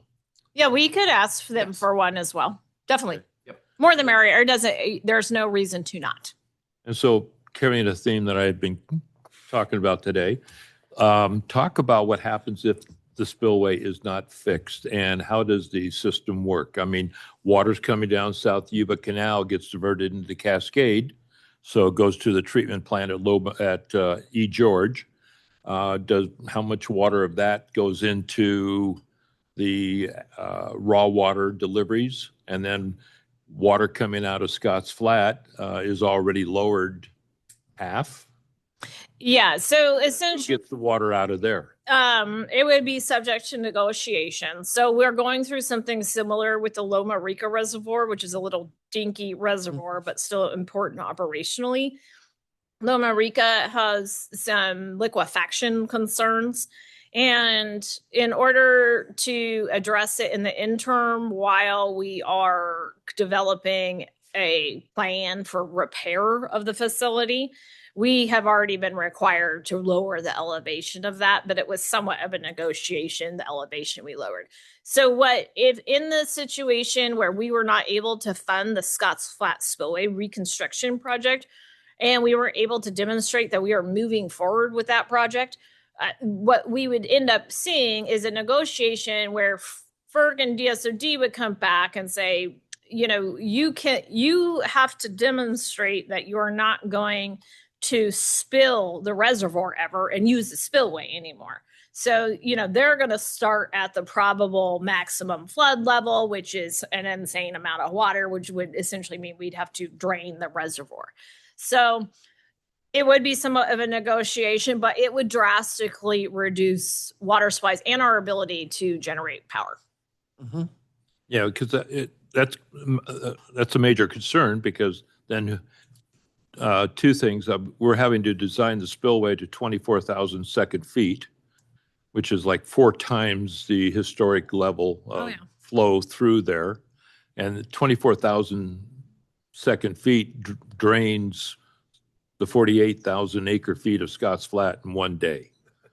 So I guess who doesn't get the water? So essentially, if we were that short on water and we had to drop the reservoir, so we would have to refer back to the water code.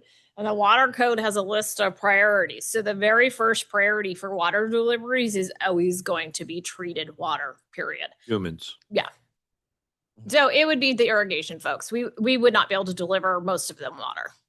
And then we would have an issue. There is another hierarchy then built in underneath treated water. I don't remember exactly, but Dustin probably does. It's like humans, animals, permanent crops. Lawns are done. Annual crop. Yeah. Golf courses. They're actually up there. Yeah, they are. Horses would stay up there just because of the economic concern. But perennial crop. But you also have to think about this is that. So what we would have a challenge with doing is actually making the deliveries itself, because we wouldn't have enough water to push through the system. So if you had an animal crop at the very end of the system in Placer County, it's unlikely we would have enough water to push down to them. That's for drinking, not for pasture. What we do still have in-home water users that we'd have to deal with. And then we just go down the list. We have X amount of water left. Okay, we make deliveries to treated water first, and then we could just go down the list. And we have this much water left, and these are the next people on the list till we run out of water. But the challenge with our system is that, okay, so say I have enough water for this two categories, animals and permanent crops. Do we even have enough water to push down to them? So our system is so long. It takes us 4 days to move water from the top to the bottom. And it takes a lot of water to move that water. So it would be unlikely that we'd still be able to make any raw water deliveries, like in some part deep in Nevada or in Placer counties on those peripheral edges. So how do I say this? As a public benefit, the state does not count fire control or prevention. No. And anybody listening out there thinks that's a grievous error, should start advocating for it. Yeah, well, and also remember the Scotts Flat Spillway Reconstruction project, as much as none of us like the project due to the price tag. And I am very confident in that the proposal for the repair of the upper plunge pool is adequate. The lower chute does at some point need to be fixed. It was built in the 40s. It is showing a lot of wear and tear. It is a high hazard dam facility. If it were to break, people do die. So that project does need to move forward. Otherwise, the board would be forced into lowering the reservoir level. So on that subject, refresh my memory, because originally that was the project at the 23 million that was first. Is it only the lower chute? Yes. The Yeah. chute. Right. Did the lower plunge pool got added after that? The upper plunge pool got added after that. How did we go from 23 to 55? Cost escalations we're seeing just in the past 3 years. We're So seeing the lower plunge pool was included in the chute project. No. The original 23 million or whatever it was did not include the lower plunge pool That was or the upper plunge pool. No, but the lower. I'm talking about the lower, the far right-hand corner column. See, I don't recall if that was part of the. I think that's just a typo, isn't it? Okay. Yeah. Yes. That was my question. Yeah. Oh, so it's the spillway chute. So the lower plunge pool is where all those giant rocks are going to go. So the increase since whenever we did the modeling, that was before COVID already. Oh, yeah. So that It was. what do you call this? The Canadian. model Right. that was done in Canada was done before I was here. Right. Yeah. So this Do we have price a piece of that escalation somewhere? has happened since. What's that? We have I some, want to see the model. we have some really We have great some great pictures. Speak into our mics because people can't hear us at all. We have some great pictures of Yes. that model that was done Can in you just Canada. pop those up, Chris? No. No. Well, I wanted a trip up there to see it. I know, It was me so- The too. video is cool. But I'll get the video out for those of you who have not seen Maybe we it. could bring it to the fair and it could be an attraction and kids There could we go down go. it. We can sell tickets to it. To Well, it's look. only about the size of this table. People could go down the slide and No, then they could there is no dip in. slide. No. There is no slide. Well, It's more like a dunk tank. Oh, okay. Yeah. It's probably. Jen, Mike, go ahead. I want to finish my point. go ahead. Thank you. And then you can be next. About the 23 to 55 million is just price increase since that time. Its price increase is the inclusion of soft costs, which include design, environmental, construction inspection. Construction inspection is going to be a hefty price tag on this particular project. Is that- Tree removal, mitigation, contingencies were added. It was not a all-in price at 23 million, even in that year's So dollars. it's just like our discussion with Raising Rollins. We had a hard cost for what the thing would cost, but we had none of the environmental and what are called soft costs that I've learned. The soft costs easily, in this day and age, add over 40% to a I project was going to cost. say, did they double it?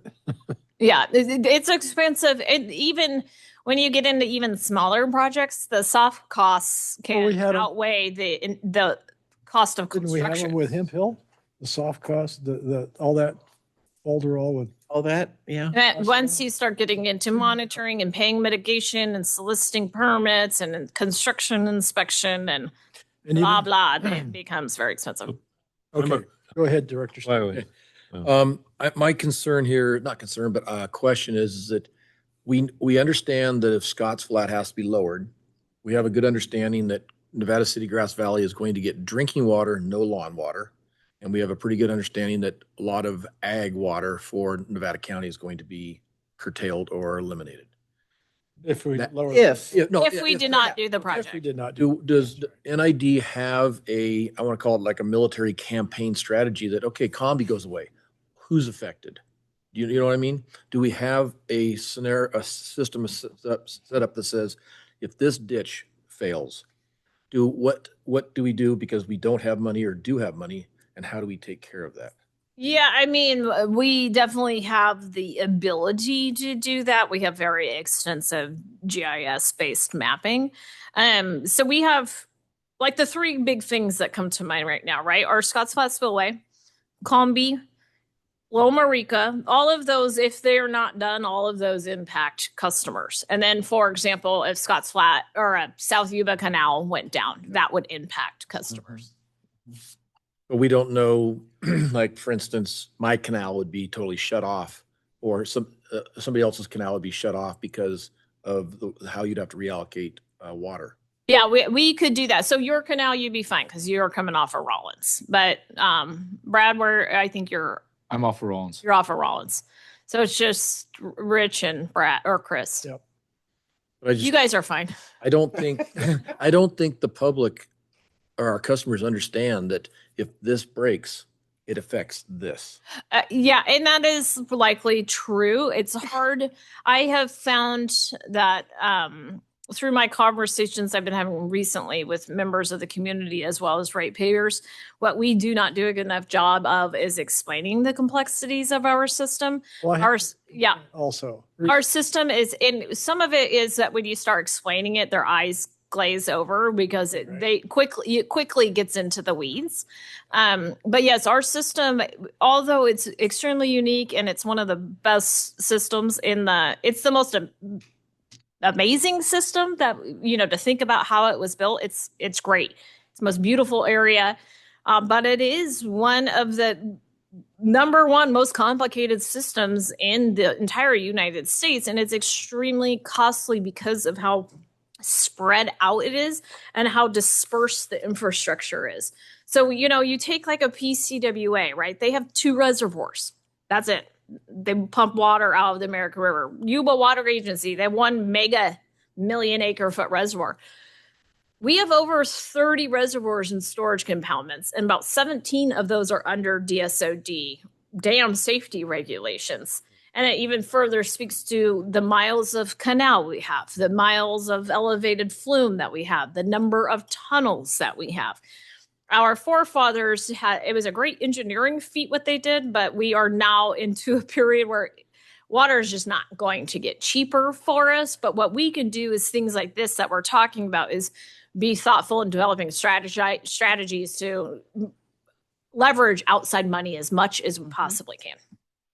Well, and the history part about that, then besides all that, we went to cahoots with PG&E and ran all our water over to Spalding so they could make power out of it. In hindsight, I'm not sure being in cahoots with PG&E, but that Cahoots, all right. Monday. You don't Monday like my choice of words? No, I like the choice of words. In hindsight, I don't think doing it was maybe the best idea. Oh, no, to that's saddle my point. ourselves No, with PG&E. time marches on and things have changed, as we all know, with PG&E. And so us rubbing the crystal ball today for the next 100 years, what do we do about this thing that we now have that's a ball and chain around our Well, neck? we're vulnerable to Right. PG&E. You know, I mean, Well, look at not Fuller. only- yeah, Not, Like that right now. included, yes, right. Look at Yeah, Fuller. we have a lot of vulnerabilities. PG&E is definitely one, which we've seen the past couple of years. We have a huge wildfire risk issue. Yep. We have a lot of very, very old infrastructure that was built in the gold rush era. And we are heavily regulated because of the number of facilities we have that fall under regulations. If you only have 2 dams, okay, Yep. you can deal with it, right? Yeah. That's not our situation. So Rich. to put a punctuation mark on it. So we've asked, our cost of service study was done some months ago, and we asked for $235 million over 10 years. Well, so remember, we're only asking for actual 5 years of money. I understand. Okay. And since then, we have the penstock at Chicago Park. We have the possible tunnel or pipe we have to put in at Fuller Lake because of PG&E's vacation. And we had a 40% increase in construction costs during COVID, a 25% increase shortly thereafter. And this morning, the CPI came out at 3.8%, but the PPI came out much higher, which is, so that affects us more directly. We are facing a very aging infrastructure that we've been repairing, and we do a great job repairing and operating and maintaining our system. That aging infrastructure now needs to be replaced, and the replacement cost is much higher. And that's what we're attempting to do, finally, replace. But replacing is cheaper than repairing by repairing is so much more expensive. But the replacing cost now, because of the inflation, is higher than it was a year ago. And it was certainly higher than it was in 2020. But we have to do it, and it's still a cheaper way to go besides repair. Isn't Scott's Flat a repair? We're not replacing that dam. We're We are repairing it. We're replacing the spillway.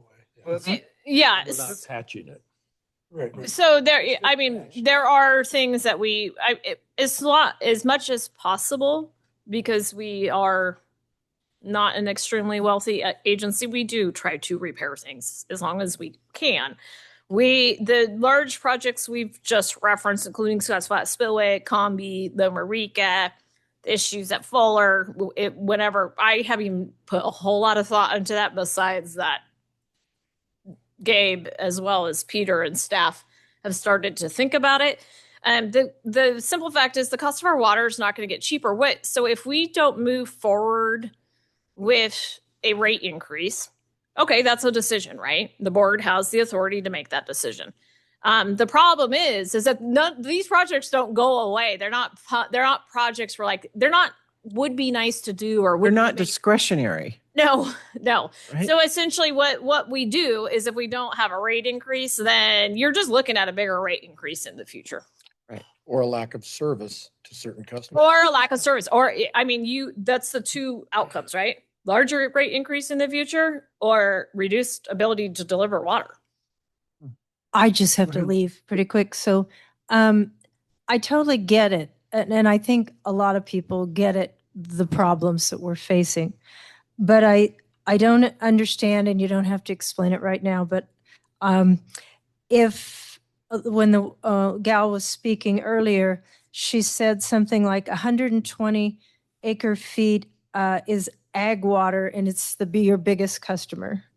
Did I hear that? 120,000. 120,000 acre. Percent of our water used is ag Okay. or irrigation. So I hear how much everything's going to cost, but what I'm looking at is we're the biggest customer paying. And so if we are gotten rid of because of the rate gets too high, or the drought happens, or the shortage happens because of regulation. So I think every discussion that we have needs to have, well, what happens if we lose the people that pay for the 120,000 acre feet that are the biggest customer? Lily, I think there's one, and this is probably something we don't explain very well. Although irrigation customers use the most water, they don't pay the most money. Okay. Yeah. Okay, so they use most water, but they don't pay the most. Okay, well, anyway, just trying to keep us in that loop of how do we keep them paying to help pay for what's going on, because where I'm feeling despair or whatever is the costs are so great that even though these rate increases are extreme for the ag people, they can't keep paying them to fix the 30 reservoirs or the 10 that are the most important or whatever. So again, you don't have to answer that, but we got to keep that as part of the conversation. How do we keep paying at a rate that we can keep paying? And I don't know whether asking the Farm Bureau to survey their members to find out how many, of them feel like they will go out of business by the 80% increase, or, just getting that conversation going on with the Farm Bureau and the Sierra Harvest, which are most of the farmers, so that we can really get a sense of, yes, we have to pay, we get it, we got to pay, or at least I get it. But how much can they, meaning we, meaning the Farm Bureau or Sierra Harvest or whoever is a farmer, how much can they do before they're just done? Because when Rich was saying, well, why don't we attend the meetings more and stuff? Well, we're old and we're not getting paid to sit here. And so, we got to the minute I leave here, got to go do something out there. So anyway, just keep in mind that balance, and how can we get that communication going more to see how many people think they can keep making it with every rate increase. Because you bring up a very important question. Yeah, you do. And that it's not, we don't make decisions. We can't make decisions in a vacuum. Yeah.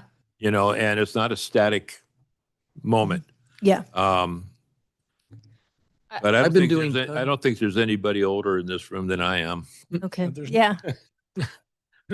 I've been doing a lot of outreach, and I've been telling everyone, ag dies in California if one, the rate of the water's too high, no one can afford it, or two, the infrastructure is not taken care of and we can't deliver it. We got to find a sweet spot. Yeah. And I think also one of the important things, I think this fact gets really lost in this conversation. 82% of our raw water customers are 5 minors inches or less. Yeah. Over 56% are 1 inch or less. So I think where we really need to focus on is how do we really help the really big water users, which is a smaller, much, much smaller subset. And out of the big water users, we only have 20 that are 50 inches or more. Of those 20, 2 of them are buying like environmental water. So I'm not going to worry overly about them. But I think where we really need to target our efforts is on the remainder of those 20 and how can we help them?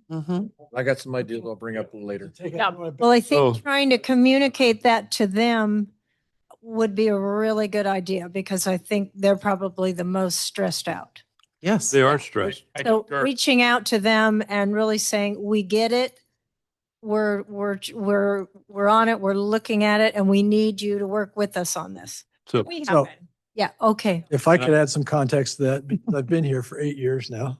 Yeah. Excuse me. No, I didn't say anything. The part about, Okay. we recognize that the irrigation district was formed by ranchers. Uh-huh. There's 4 ranchers on this board, Yeah, farmers, right? So that, I think that speaks to it. But also, when we were first on the board, when I was first on the board, we grappled with this. How can we subsidize Mhm. the ranchers? We did. Uh-huh. How many Yes, meetings we did did. we have? Many. And and the conclusion was we can't legally Yeah. subsidize a particular class of water users. I get it. So we've been stuck in that position. Uh-huh. We fully concur, okay? Yeah. Right. We are stuck in that position. And the next thing then is how do we get more creative with financing or subsidizing or whatever that's illegal or outside the box, right? And I don't have that in front of me, that crystal ball. Uh-huh. For us, we're saving a lot of water using microfiber I knew that was coming. Repeat that. Micro sprinkler. and conservation practices. Okay. And it's significant. Our Mhm. costs go down, but guess what? We also get to produce a higher value crop, Yeah. Very Now, good. which can We'll afford. be higher looking priced water. into, yeah, do we get out of ranching and do something else? So anyway, Well, you can have a combo. yeah, And are you flood irrigating? we flood irrigate. I think that's the cattle ranchers. I think we need to focus on helping that situation. Well, Flood we have irrigating. already have gated pipe to get it out. We have sprinklers, but when it's hot, before it hits the ground, it's evaporated. So I will be working on that part. Anyway, just keep us in the equation. I gotta go though. Thank you, Lily. Lily, Thank you as so always, much. thank you. Lily, real quick. We turned into a rates discussion again. Well, it's, Item. We're working right now with RCD, both Nevada County and Placer What's County, what if? for irrigation efficiencies and both not only the ideas, but Uh-huh. also there's grant money for them to actually Mhm. buy equipment or help you guys get equipment to be more efficient. Uh-huh. You can be 20% more efficient. That's a 20% reduction in water right there. Oh, So we're working on ways to try and help these large water The users. larger user. oh, and that was one more thing very quick. I heard that the RCD is working on something about like the county has a recreation master plan that maybe we need to have a county ag plan that's statewide or Placer county. Placer County does, yeah. Yeah. So anyway, Nevada County is working on that. The RCD is in the midst of Mhm. with Sierra Harvest and a Yeah. Farm Bureau, a bunch of organizations. because I thought that's a good idea to help build the coalition for Prop 4 too. So Yeah, I think at the end of the day, water is not going to get less expensive No. any which way. I think where we're going to have to focus is investments in efficiency to reduce the increased impact in the future. okay, thanks. I think you were Thank you, Lily. Okay, so back to the staff report. okay. That was We have a caller on Zoom. Walter McNeil. Yeah, read. Walter, would you like to unmute yourself? Okay, can you hear me? We sure can. Sounds great. Maybe you're gonna cover this and I'm preempting you, but sorry about that if I am. I'm looking at your staff report and what you mentioned earlier. So I have a question about the financing that's lined up for this project. You mentioned Proposition 4 funding, and I think you said that had a 50% match. Correct me if I'm wrong. And then you're going to try to fill in the other 50 from other sources with community project funding. And that requires a 20% non-federal match, and staff is going to request 10 million. So what are the prospects of getting that money? Number one, is there going to be bond financing or any, borrowing for what the district has to expend? And what I'm getting at here is what may be the annual cost of financing the project? I don't think you're going to write a check for 60 million bucks or something in year 1 or 2. It has to be stretched out. And I'd like to know what you project your annual financing cost to be. And then the last question, and I'll get off.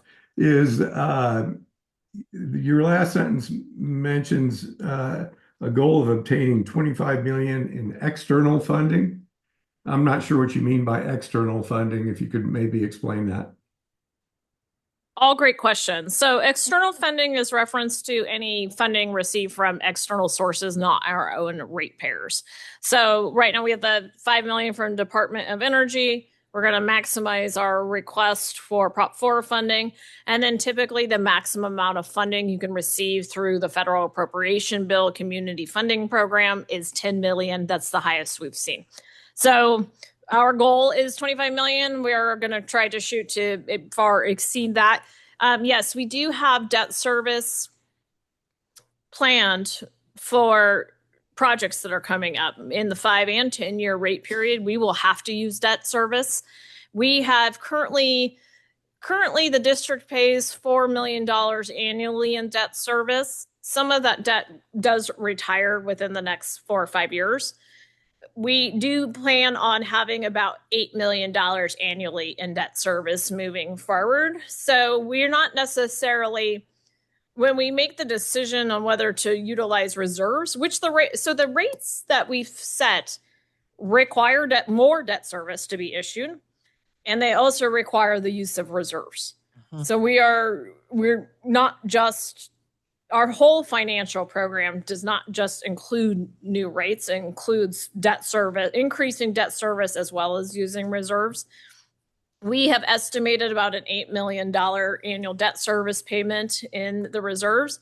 However, Gabe and I, we've been trying, what I've been doing is digging through the reserves to be able to facilitate a discussion next week during a special meeting about, the board always could use reserves even more to offset things, but there's a risk associated with it, right? And the risk just needs to be talked about. And if the board thinks the risk is tolerable, then we can do it, lower debt service, potentially have a lower implementation of a rate in a given year.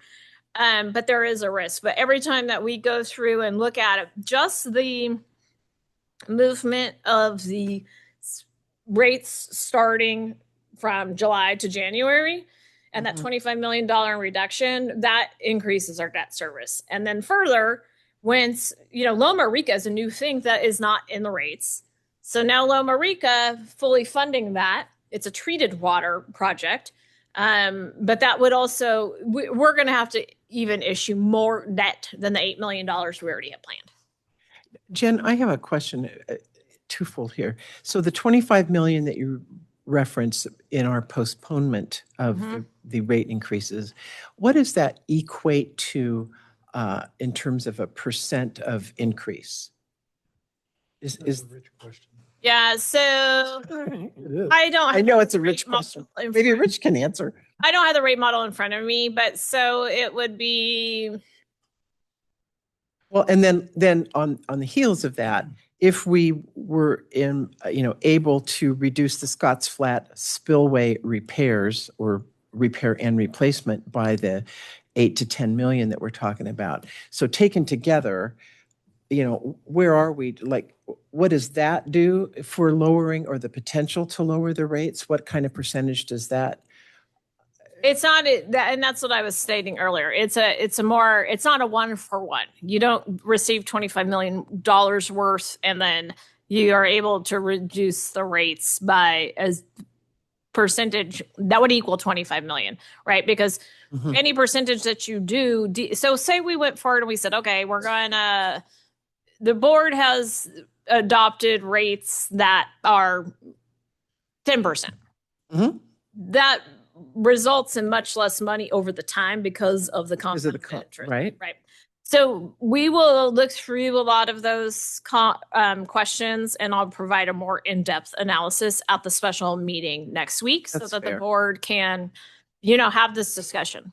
I think it's important to be able to equate those costs and then the lowered costs with how that actually impacts rates, right, over time. I just think it's important to have that discussion. So not only for us as a board, but for the public. It's like, oh, gosh, we got 25 million for Scotts Flat. That's really cool. If you get How 25 does that- million, you're not really likely to lower rates. But a combination of 25 million and cost savings and these, these other things, then you could potentially lower rates. Well, that would be helpful to me, and I think to others, to have an understanding of if this, then that. I think one of the things in retrospect, when I thought it was a great idea that Director Johansson put forth on moving the rates to give customers more time to acclimate them. I think that was a great idea. But what I think is part of the communication challenge is that I think the district probably would have been better off of going forward with a lower percentage. And doing it. Yeah, and starting in July 1st, because the revenue reduction associated with the 6-month delay is much greater. Okay, thank you. So I understand it's more back end. The 25 million is more back end loaded than front end. Pardon? Is that a camera? No. Oh, the 25 workshop. Oh my gosh. The 25 million is more of a cumulative amount, and it's not as much front end loaded as it is back end loaded. We will still get 25 million. It'll just be at the end. No, it's a we no. Lose it completely. We didn't No, because the time frame for the, Yeah, no, you're losing it. we finally got it. It's You're always if you look at We're always behind. Yes. if you look at each rate increase as a stair, right? And Greg and I both I started running up the stairs because I'm known to be fast. And I started in July and Greg started in January, and each stair is worth money. He will never have more money than me. Mm-hmm. No, I get that. But if we enacted 12.5% today or July 1st, how much revenue would it generate? And then if would have compounded 12.5% on January 1st, 2027, then that would have compounded. But we are now starting January 1st, 2027, 12, whatever percent. And then it's going to be compounded January 1st, 2028. So it is a delay of 1 year. Forever. A delay of 6 months. It's a delay of 6 months forever. Yeah. Yeah. It's a 25 million Yeah. hit. Well, we delayed by not bringing it up. We could have initiated. I'm not saying you had a bad idea. I think it's a wonderful idea. And I think it's very considerate and speaks to the board's concern for the ratepayers. That's the farmer's plan. Yeah, but I think Budget. But I think that it is going to constrain our ability to implement lower rates moving into the future. Understood. Yeah. But it was a request by ranchers to, hey, wish we had more notice. And I think it also puts I think the real work starts trying to get this outside money. Well, yeah. Yeah. We No, really absolutely. have to go after it to make up that amount. Which is the point of this discussion. Right? Yes, which was the point of this discussion. So Is that what we are? I just want to bring us back to bring it back. Thank you, Rich. goal is $25 million, and we like to exceed the goals we've set. Is there any more questions? Anybody in the public wish to comment? This is a workshop. This is a free for all, as you can tell. And we can go way up. It's early. We can go way off agenda and we haven't been brought back yet. Well, Greg did. Well, we're not off agenda. Can we talk about fishing in the high country lakes? No. No. All right. Okay, so look forward to next week with our special meeting. Thank Yes. you. Okay. Okay, Next. moving along. If we're done with Scotts Flat. Okay. 5B. 5B. So 5B, this is an item I think that Director Fowler and I've had a lot of discussions about. And thank you for bringing it up. You're Yes. welcome. I thank you too. And so this was an effort that transpired prior to my tenure here at Nevada Irrigation District. And essentially what had occurred to my knowledge from reading the record and reading press releases and all, and speaking with Mr. Jones, the district had previously embarked on an effort to acquire the PG&E transmission system for the purpose of becoming the retail provider for electricity within our service territory. Point of a small order, it's distribution, not transmission. Okay. Distribution system, yeah. And the accompanying substations. Okay. So that effort was initiated in September of 2018. And then the effort continued into 2019, when in December of 2019, the board of directors voted to discontinue the effort. So I think that I can't speak to exactly why the effort had started. I think that there was an intent to achieve additional revenues through the sale of electricity that could be used to help our water ratepayers. Well, it was also through the bankruptcy of PG&E and their potential to sell off That's right. certain elements Right. of their system. It was triggered by the PSPS, the first PSPS. Right, when it was a little crazy from each PSPS. Also, it was sold on the idea of the main selling point was the lowering of rates for ratepayers by There was taking the There profit. was a CSA or CCA. Right, taking the profit more. And but motive. truly it was in my recollection, it was an opportunity based on PG&E's bankruptcy proceedings at the time and the potential of starting to sell off certain sections of their distribution system. Right. Right. The 2019 study reflects exactly that. Okay, so some of the specific challenges I'll kind of summarize below. So cost of purchasing the system. You know, if you go through and complete research, which I actually had an opportunity to do when I was at the city of Lincoln, not establishing their illegal rates, I was not there. The cost of purchasing the system. Sensitive. Very.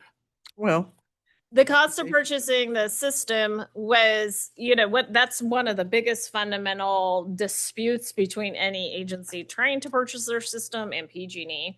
They'll come back. So even if we kind of lowball it at $200 million for all their transmission systems, they will come back and say it's $1.5 billion.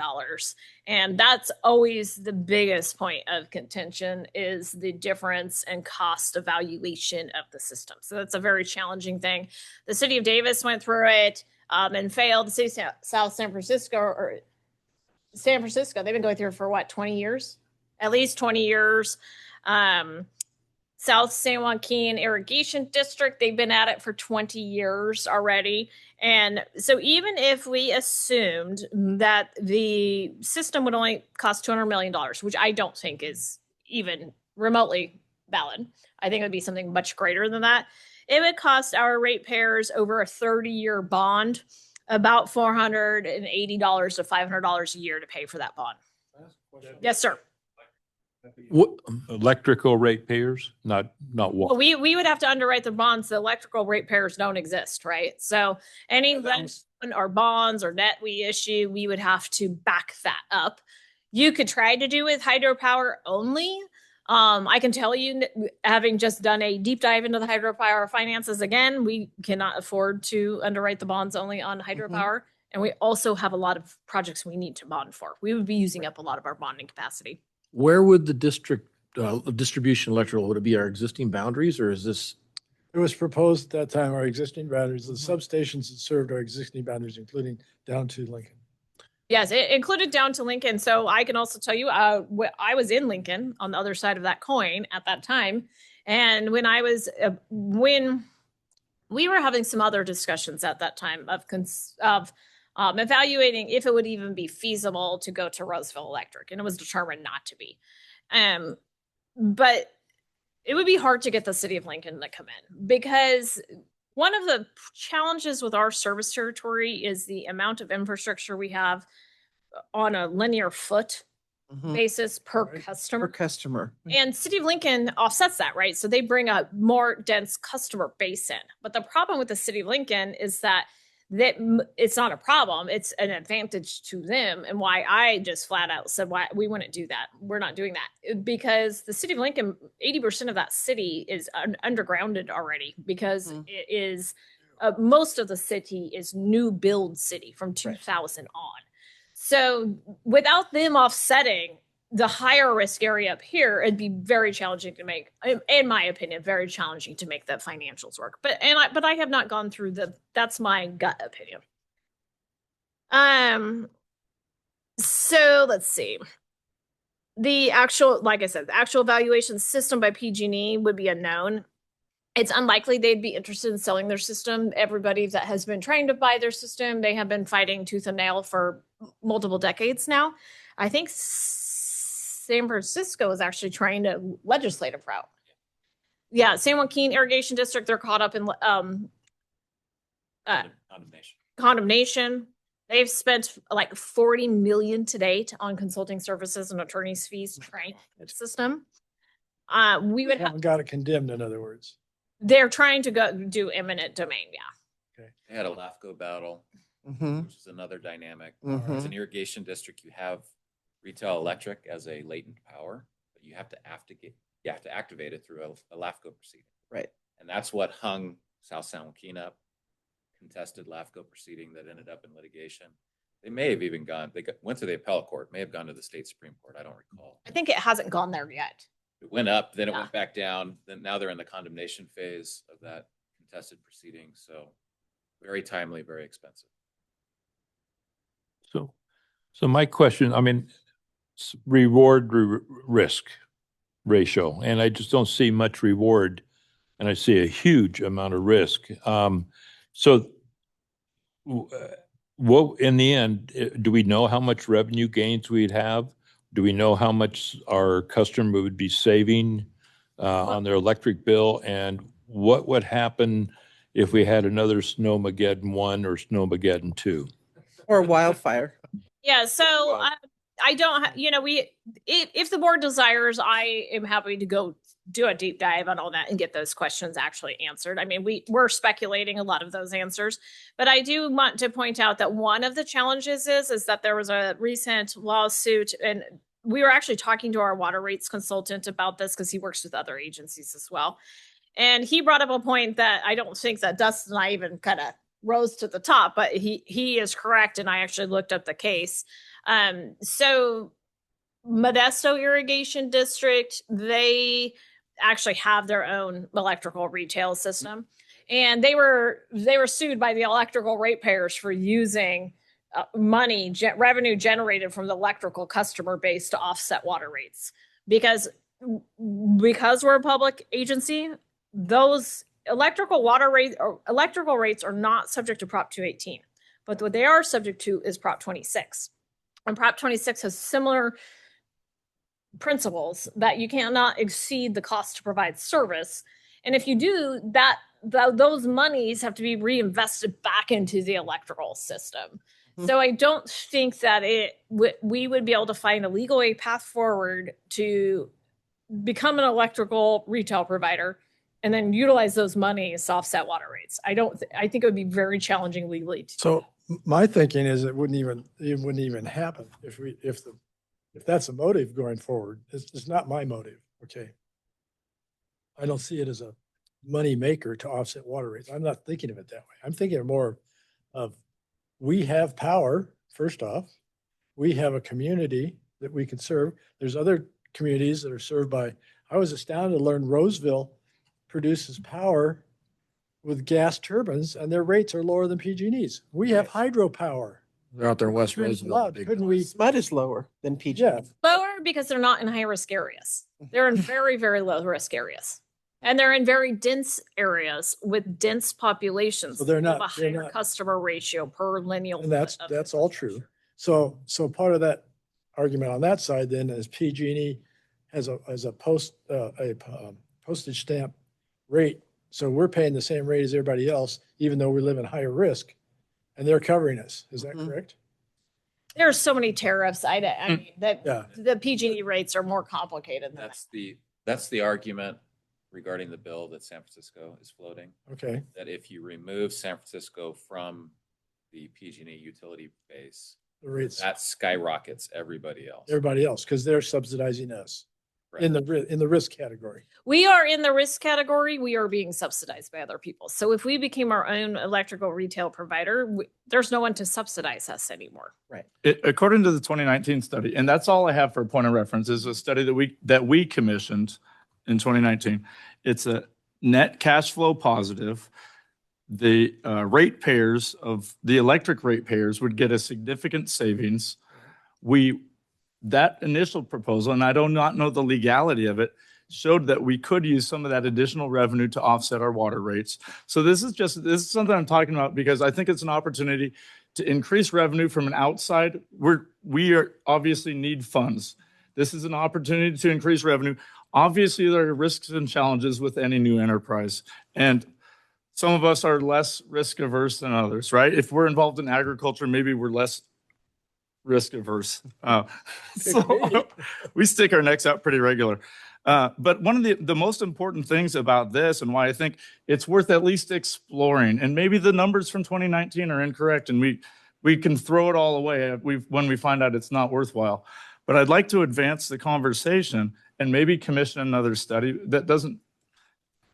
The reason for that is the local control. So yesterday I read the news that Tahoe, the entire locale of Tahoe, is losing their electricity service in May of 2027 because Nevada Power, who supplies them, decided not to provide electricity anymore. They're going to provide data centers in northern Nevada are more profitable than providing all the power to the whole Tahoe area. So that's 50,000 customers that are currently scrambling to buy generators or figure out what their electric service provider is. If PG&E as a private enterprise decided to deny us electricity up here, I don't think that's likely. But I think the idea of having local control over our electric rates and our electric infrastructure is hugely advantageous. And that's why I would like to advance this conversation. Not saying that it's a realistic thing that we can do tomorrow, but let's at least explore it and make sure that it's not a viable option. And that's what I'm asking for. Thank Brad, you. if I could piggyback on that, I was reading a great article this morning that talks about behind the meter and what's called dark energy. Right now, there's so much energy needed for data centers that there's people going behind the meter, big Amazon, whatever you want to call it, and they're setting up their data centers at the powerhouses and things of that nature so that we could have a market there, but that would interfere with our agreement with PG&E at the moment, correct? Yeah, so there's a couple of things. So our large power purchase agreement with PG&E is expiring at the end of 2032. Yep. The idea that it would be better to sell our own power to our own people, fundamentally, I mean, on a principle level, yes, but on a person who wants more revenue, no. We are a public agency. We'd have to set the rates at the cost to provide service, and we're not going to be subsidized by anybody else, so the rates are going to increase. But now we can sell power for something greater than the cost to provide service because we're selling it under contract. We're not being a retail electrical provider. Well, that's what I'm getting to is that if we can't afford the entire system, but we could start small with a profit center of taking the power from Rollins and like that, put a data center up there and sell the power to them. That might be a way to subsidize our. I think our energy, I really like the outside the box thinking. I agree. We need to be thinking outside the box. I think my recommendation would be to focus our efforts on trying to think outside the box on customers for our 2032 agreement expiring. So if everybody remembers, I think I brought this up 6 months ago. You did. But on Combie North, because Bitcoin. Well, Bitcoin, but also with data centers because you need cold water to cool them, or you can. And the idea being that Combie North is no longer in the power purchase agreement, is that possible to look at a mini data center? We have not necessarily data center. I think that's probably a word that will get a lot of people angry around here, but we have talked to private entities.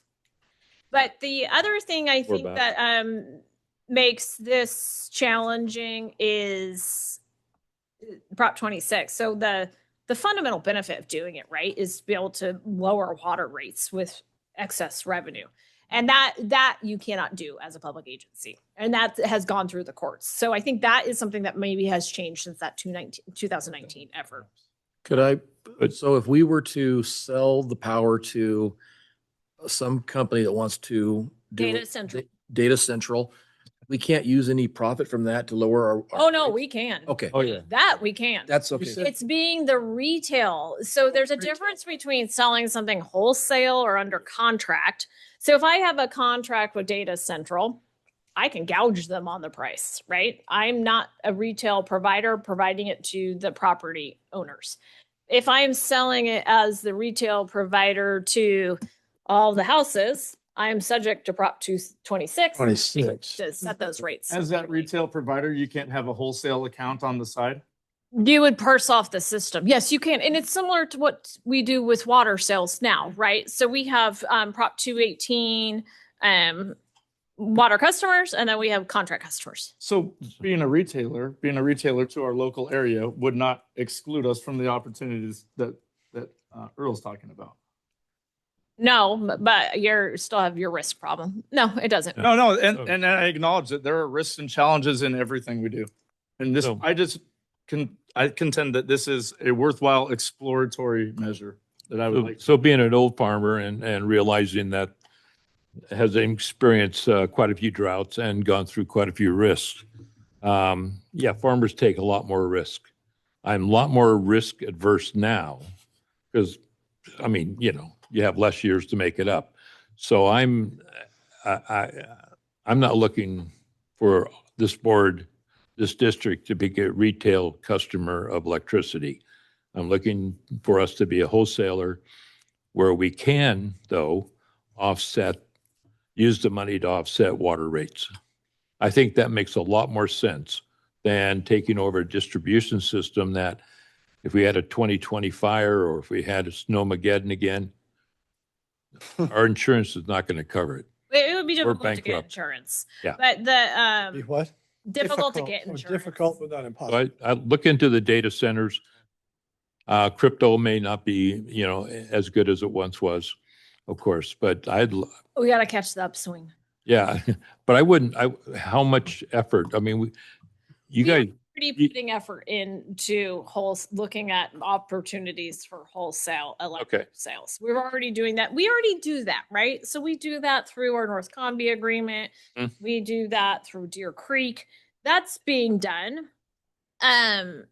but we don't have enough bandwidth to go into being a retail distributor of electricity. I think that from a strategic perspective and moving the needle on revenue, I would recommend we put our effort towards wholesale electrical sales and thinking outside the box on those. Perfect. How much grid could you buy? I mean, what I mean by that is, let's say we put up a Data Central and we started saving some of the money from it. And then we say, okay, let's buy 10 square miles of distribution. That doesn't work that way, does it? You have to go to a distribution station and buy that area, right?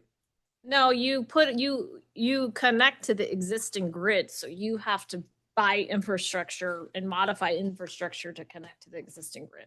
So it's one size fits all. Basically, you got to buy this. You can't buy this, then expand your. No, you could. So it's Data Central comes. We're not with PG&E. It's very similar to North Combie, and Peter knows way more about this than I do. Yeah, can we have Peter? Come on up, Peter. It's more like North Combie, right? Yes. Oh, yeah. We've been working with private entities the problem with North Combie, and the reason why we've had it offline is it makes pennies. And in some years, it costs us money. It was costing us more money to run it. Yes. So we've had it offline. So instead, we've been using it as a opportunity to explore alternative ways to wholesale power. Some of those alternative ways include selling it to private businesses.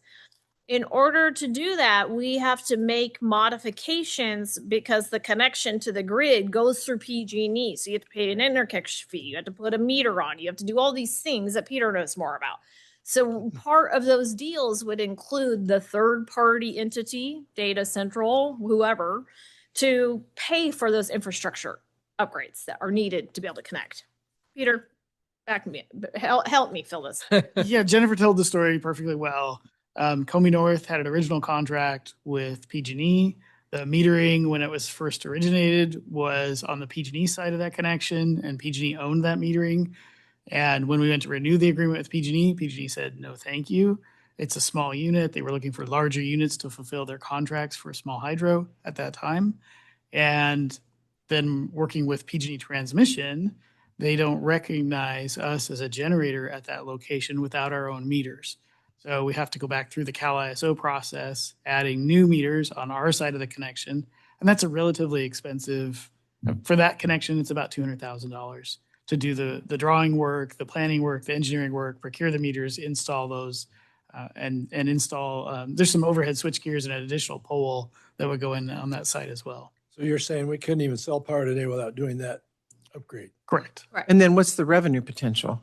The revenue potential on the high side there is about $80,000 a year. On good years, when everything goes well, it can dip down to like minus 100,000 if we have significant repairs. So it does require a delicate hand to manage that correctly, Right. and watch what's going on.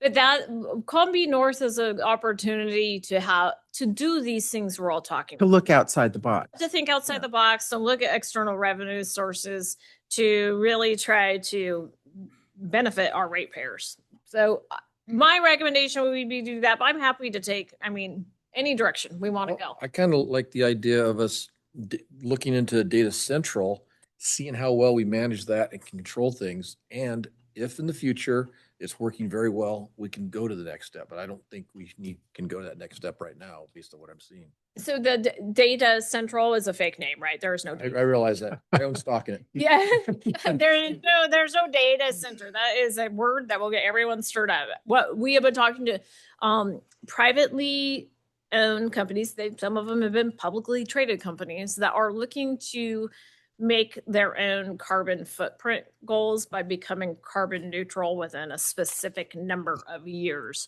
So I think Peter and we have done a lot of work in this area already. We're already starting to really think about the expiration of the large power purchase agreement. So I think it's going to be very imperative that we have a strategic plan for the end of that big contract. Well, I'm reading it's not just the carbon neutral they're worried about, is there's not enough electricity out there. 100%. And Rolls-Royce is creating those little teeny nuclear reactors you can drive, like a bus you can drive on, plug in. There's not enough electricity out there for all these data centers. Right. Therefore, it's Nuclear nuke, reactor- water, whatever. If hydro. nuke and data centers, we should maybe not. No, I understand. It's just, they want power. Yeah, they want So if power. we have power and it happens to be carbon neutral power, that's even better. Yeah. Okay, I have a question. Don, go ahead. Oh, Yeah, yes, I was involved back in Mhm. 2018, Yes, he was. 2019. He was a big And advocate. If memory serves me right, we produce about 82 kilowatts of power. It'd be Or Megawatts, 87. 87? Yeah. Anyway, just looking back at that time, as I understood there in 2019, that we had put in a bid for 300 million, little over that for our service area. And of course, PG&E was not going to accept that. But the courts, it was all caused by the courts who were talking about breaking up PG&E. And then all of a sudden, with political pressure, it never happened. In 2024, and PG&E was supposed to be putting in fire redundancy, so without the ratepayers paying the price, supposedly. 2024, the profit for PG&E was $2.25 billion while they were putting in the infrastructure. We also pay the second highest electric rate in the country. Thank God Hawaii is higher than we are, so we wouldn't be first. But it's unbelievable with the amount of hydropower that's produced for PG&E that we are paying the second highest rate in the entire country. And that's what got us involved in some of that, because we're PG&E, the PUC, CPUC seems to love PG&E, and PG&E contributes a lot to political campaigns. And then our governor, of course, assigned the people to the PUC. It sounds to me like corruption, but Retired PG&E executives serve on the CPUC. yeah. Yeah. But by the way, all that money goes around through the political system back to the PUC. And they have a habit of improving or approving the electric rates.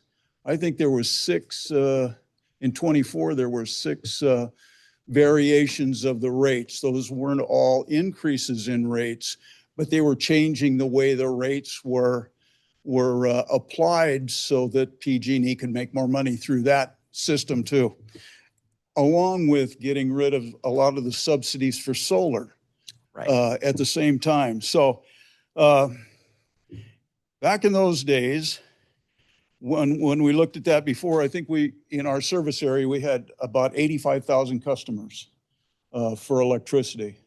But we're already wholesaling electricity to PG&E. You've got contracts that run yearly, out to 22, 23, 24. But we're already selling wholesale electricity to PG&E, aren't we? Yeah, that's what we were talking about earlier. Yeah. So yes, we are. So we're already in that business. There's a huge difference between being a wholesale provider and being a retail provider. So, understand that. Yeah. Yes. Providing of retail electricity within service territory that has the geographical characters that ours does, it's extremely high risk due to wildfire. And it's also extremely vulnerable to impacts from other types of natural events, snowstorm. I mean, we saw what happened to them during the Snowmageddon. I think if you pair that issue with the fact that PG&E's gone bankrupt, twice? Twice in 26 years. Twice in 26 years. So I don't think that we have enough ratepayers to dilute the risk to an amount that would result in a cost reduction for our ratepayers. I think their costs would be higher. You cannot legally transfer money from electrical to water. I really like the thinking outside the box. I think that thinking outside the box is on the wholesale end. So, but I think a lot, which tells me that this is largely speculative. How much would it cost to refresh the 2019 study and find out if your concerns are valid, let's abandon it. But if there's an opportunity, how do we find out if there's an actual opportunity without, I think, or I'm afraid of this thing, which I hear from all of us, right? There are concerns, but to refresh that study, which somebody has I have a hard copy of it, but somebody else has it, to see if it's even applicable, to move forward with it, should be a very low cost, really. Oh, I think it'd have to be redone. They've modified their system a lot, their transmission system a lot. Well, and how much staff time? I don't. And what would we be taking away from? Redo this thing that you did in 2019, just update it. I don't know that that's true, but the item before us is whether to reinstitute investigating the acquisition of PG&E's transmission system. Not think outside, and I agree, thinking outside the box and all of these really great ideas that are being floated. And we also talked at one time about purchasing Spalding from PG&E as a way to guard against some shortages and be able to local control our own water system so that the kind of thing that happened to us 2 years ago doesn't happen. Right. So I'm also really interested in pursuing that line of thinking it's like acquiring Spalding as opposed to a transmission system that would leave us open to massive liabilities in fire and Well, so also I think one of my concerns, I mean, there is a staff bandwidth concern. We're Yes, all right. hammered right now. But I think that the bigger issue is that South San Joaquin Irrigation District, they've been at it for 2 decades. Yep. They've spent $40 million. They still have no end in sight. And without if there was a benefit that you could set the rates at an amount that you could use excess revenue to offset water, okay, that's then that might be a positive. worth. That's not, you can't legally do that.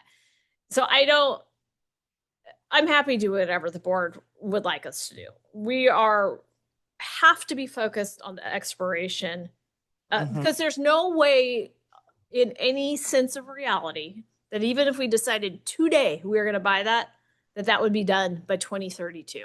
So our immediate priority is to come up with a strategic plan for the expiration of the large power purchase agreement. Maybe that should be the focus then. Yes. I think that has to be that. No matter what happens, that has to be the focus. We're also hyper focused on getting external revenue, trying to reduce impacts to our ratepayers, dealing with Our FERC license. I mean, license, all these my things. God. I would think those would be of higher priority. But Question on the FERC license there. We have one powerhouse outside of the FERC control right now, correct? no, they're all under control. All 8 of our powerhouses Yeah. are regulated by FERC. We were to go to whatever we want to call this plan, AI Center, whatever. Would FERC still be involved in that? Yes, they would. They would be, okay. Mhm. At the same level? All the same rules still would apply, yes. Okay, so we don't save anything by doing that. Okay, thank you. Okay, we have a caller online. Walter, go ahead. Did we finish with this gentleman here? Oh, he can, are you finished? Good point. I'm sorry. The whole system has changed since 2019, but I still think as far as wholesaling, I think that's worth looking into because PG&E is not our friend. Boy, They have been killing us. Oh, So You're here. if you want direction, wholesale, thanks.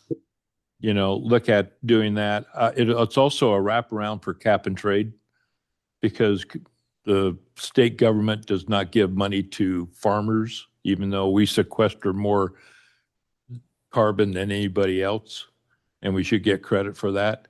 But that would be, let's look into your regular, course of what you're doing on wholesale sales of our electricity.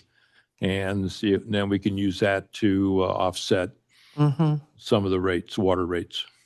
Anything else just doesn't work for me. Right. And given that we can't sell retail power and then use that to underwrite our water rates, that seems like a non-starter to me. I did not realize that had changed since 2019. Yeah. That was my impression. And so what was the law that changed? It was. Did I misunderstand it? It's an interpretation of a case. It's a So court is it case. possible that changes again in the future, just like some of these other? It is. I mean, I will tell So you. it's a risk we could take. My memory of the discussion on this. That's what I'm hearing. I'm hearing there's an opportunity here. Well, Poor gentleman online. Yes. Oh, yeah. The gentleman online still wants to talk. I agree. So my memory of the conversation in 2018, 2019 was more around kind of this vertical integration concept which has already been mentioned. We have the power, we're generating the power. We could, create a different, it wouldn't be NID because of the risk.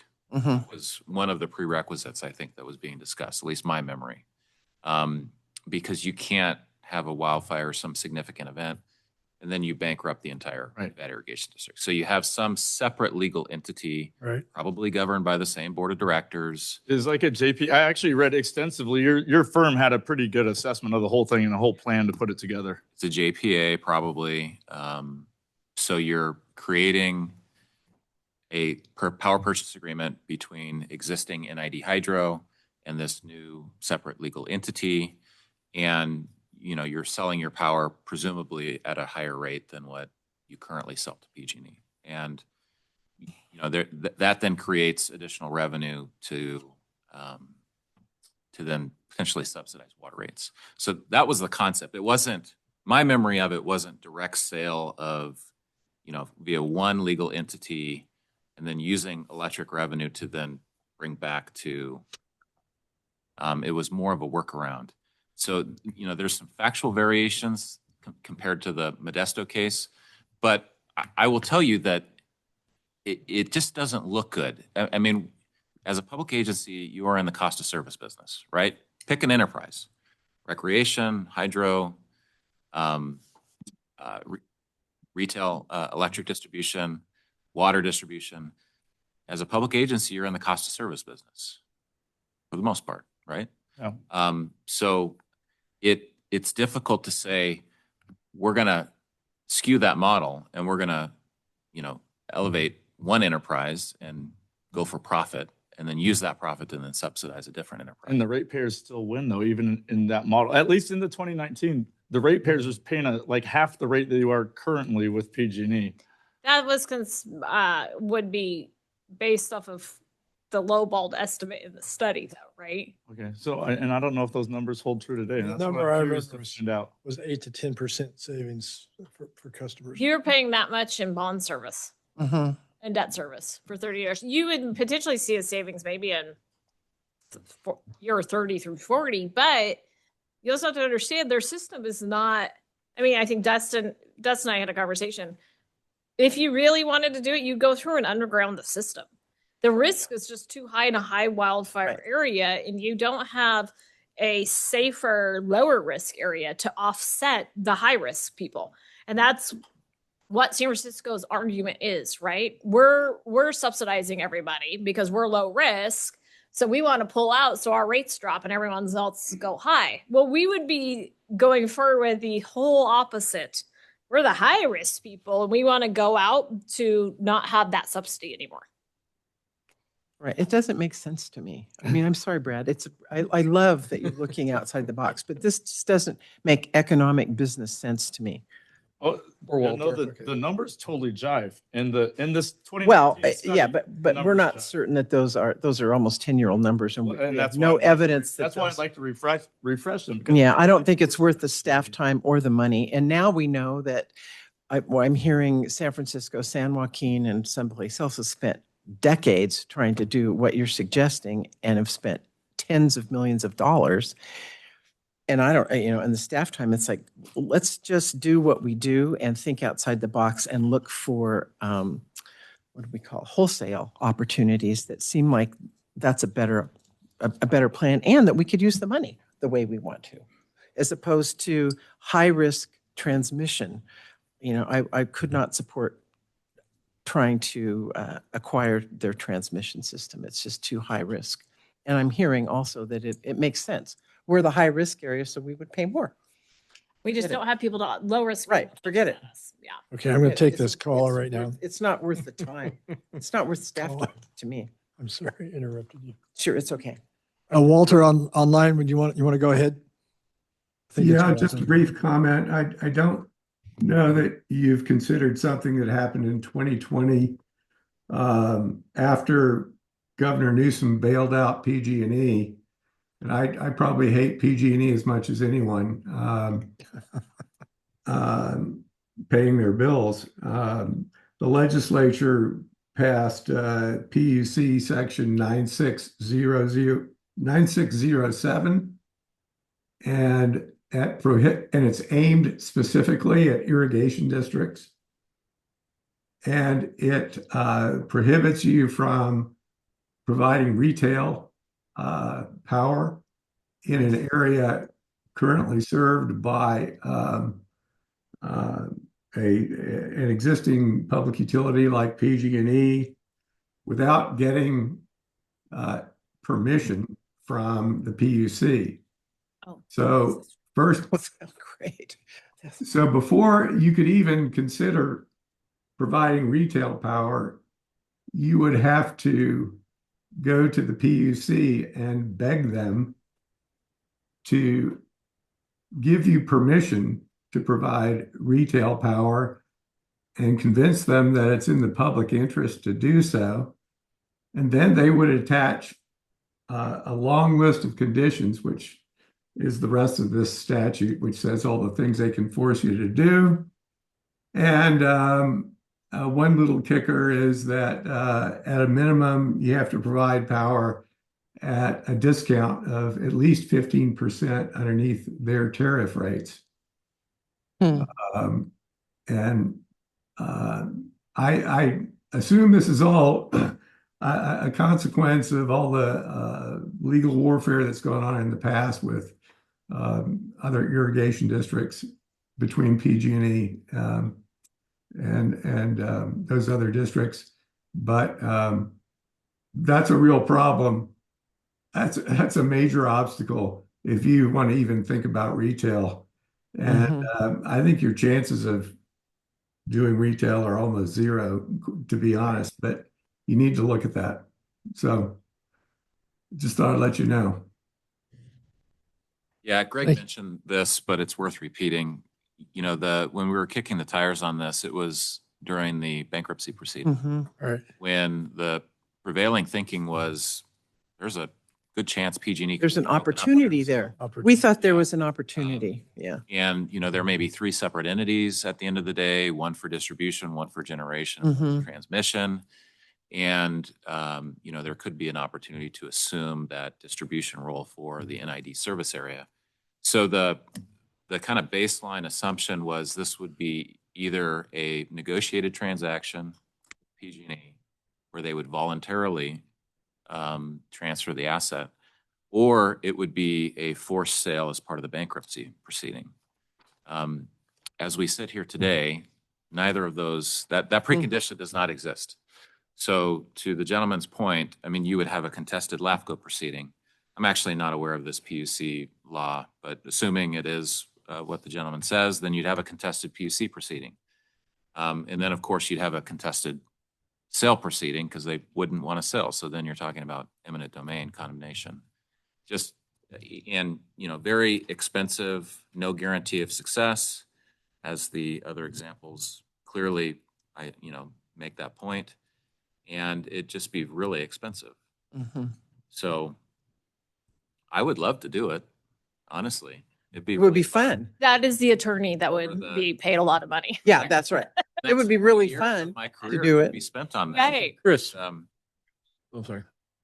Go ahead. Could I make a motion then? Yes, Yes, sir. let's move. I'd like to make a motion that we, Wait, this is a workshop. It's not agendized. Sorry. You can provide direction. Yes. I would like to provide direction that we explore options of what we should and can do with our power after the agreements expire. That sounds like. That is very wide open and can handle everything. I like Earl's direction.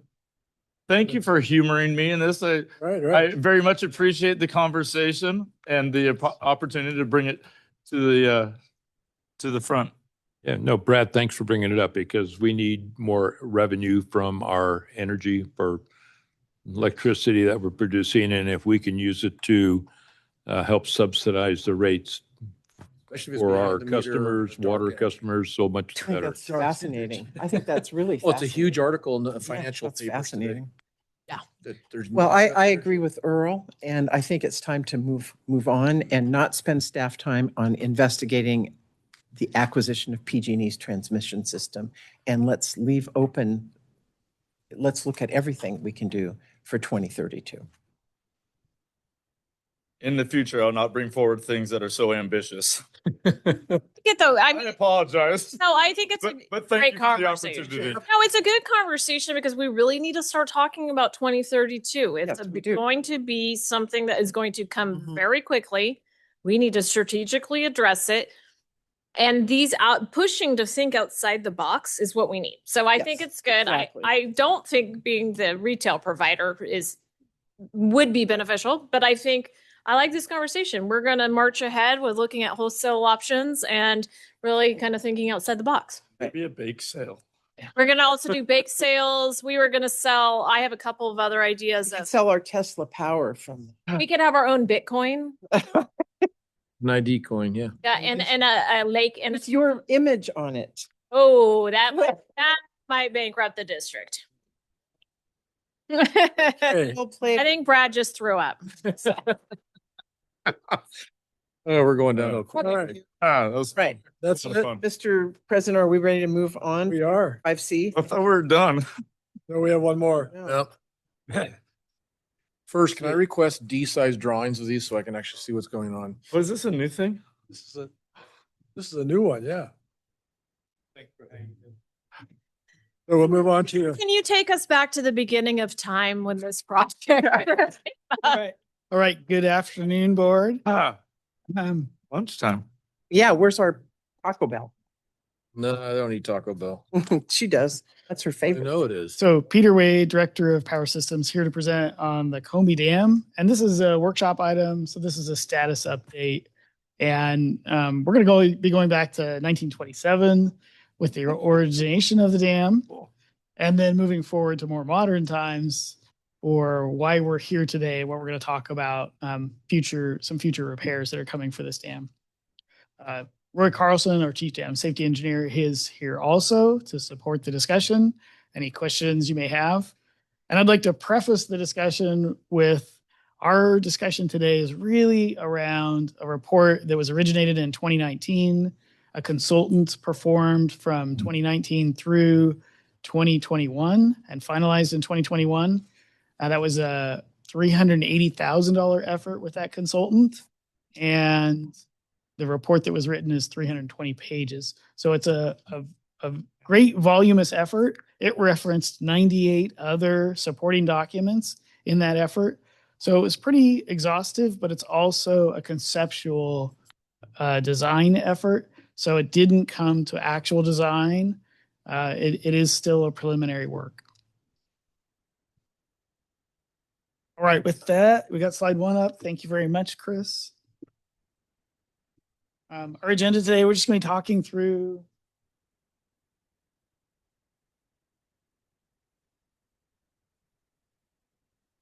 a little bit of the background on this dam. So every dam that NID owns is a little bit different. No two of our dams are the same. We'll talk through a little bit of the characteristics of the dam and what makes it special, what makes it unique. We'll talk about the hydrology, the geology, the current status, and then the summary of the alternative study, which is really the meat and potatoes of what you may want to see today.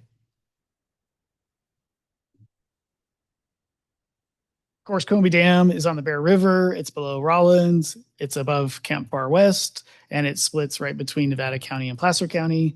If you haven't been there, please, it'd be great to have you out on a tour. We'd love that, to have you out there and see the dam. Yeah, we like tours. Jennifer's not listening. The facility configuration, it's a concrete arch dam, and it has gravity abutments. So the method that the dam uses to employ to stay where it's at is the arch in this case. The gravity abutments is where the compressive force from the arch, from the hydrostatic force, bears on those gravity abutments. How's that similar to the South Arch Dam at Bowman? Or is it? It is very similar to the South Arch This one Dam. spills the water over the dam and not that one. That's correct. This has an overpour spillway in the center of the dam. It is a 2-stage overpour spillway. It has 11 bays total. The middle 3 bays are about a foot lower than the adjacent bays. So it pours over that center section with lower spills first. We have 2 powerhouses there, a Combie South, That is heavy. Yeah, I wouldn't have thought of that. a Combie North. Yeah. The abutment sections are shown in this diagram with the blue letters and numbers, and those are not designated for overpour. Are those tied into bedrock or something? They are, during the construction of the dam, it was excavated down to bedrock, and the original contact where the concrete was laid with that bedrock is shown all the way up to the gravity abutments. So that same method carried through. It's keyed in properly, right? This dam does not have a keyway, noticeably. As an arch dam, it was not constructed with a specific keyway. They're not worried about piping? We'll get to that in a moment. Great question. I wasn't until just now. Right. Oh my God. On the north side, it feeds the phase 1 canal. The dam is approximately 100 feet high. It's 85 feet high above the original waterway, 100 feet high above the excavated area. Not a keyway in that design. And it impounds 5,555 acre feet. The geology under the dam is quite diverse. There's sections of the report and separate reports on this entirely. We're summarizing it to say it's Jurassic Age, metamorphosed, mafic, igneous, and sedimentary rocks. That's the whole gamut of just about everything you can have as far as rocks. And it's fairly broken up in that area directly underneath the thalweg of the stream flow right there. That's where the center line of the stream. If you think about this makes sense. As our Earth was formed and as water courses formed, they travel the path of least resistance. That's the softest rock where they'll travel. So if you look in a stream bed, any natural stream bed, you're going to find softer rock there than the adjacent rock.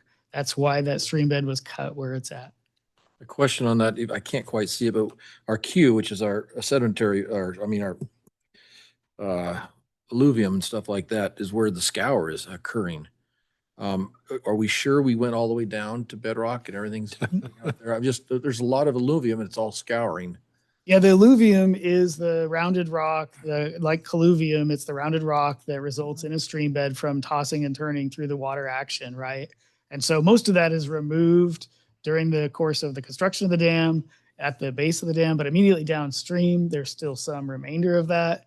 And the apron that's poured on the downstream side, the spill apron there, has had constant issues with it being undermined and eroded with the spillover action from the spillway. So the apron was just poured on the in situ. It wasn't keyed in any way, shape, or form or taken down to rock or any of that?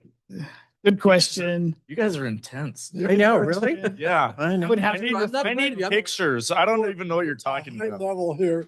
Yeah. I see some pictures back here that I won't ask them later if I understand now. So Director Stevens, This is there's great. whole chapters of our report dedicated to these things. Okay. The erodibility analysis that's mentioned here is a study that looks at the flow potential over the top of the spillway, that flow potential, the stream energy potential in the impinging jet, and as it strikes the rock, then they combine that with a rock analysis that looks at the hardness of the rock and the fractures in the rock, the size of those rock blocks, and the energy it takes to pluck that block out of place with the water flow over the top of it. So that analysis is included in this. That's part of what we'll get to in another moment here. Oh, so some of this I already mentioned about the summary of the spillway. It has those 3 center bays shown in the top photo there where it's spilling, 11 bays total. The spillway crest is 440 feet long in total length. The significant spill events here, 1982, we had 15,400. 1986 was 22,500. 1997, of course, is our spill of record at 34,000. And then in 2005, we had about 25,800 CFS. The PMF noticeably is also here at 75,000. So almost double what has been experienced in the 98-year record of operation on the dam. And the calculated capacity of our spillway as it is without overpouring the abutments is the 34,180. Would you mind saying that last part again? Yeah. The difference between that and the PMF? So the capacity is theoretical calculated Okay. based on the hydrology and the size of the bays, and that's 34,180. Noticeably, it is just higher than the 1997 Right. the flood Barely. record. Oh, the capacity. So at the PMF, then it takes out the dam or something, right? The PMF would not take out the dam, but it would significantly overtop the abutment sections that are The not. abutment sections. Okay. Yeah. Oh, I see. They're separate. That's almost twice your max, though. Yeah. Yeah. Your max. All right, so here's some photos from the 2005 high flow event, and you can see the piers. The overpour section is completely inundated, overpouring, both the lower stage and the upper stage there. The abutments are not being overtopped in this photo.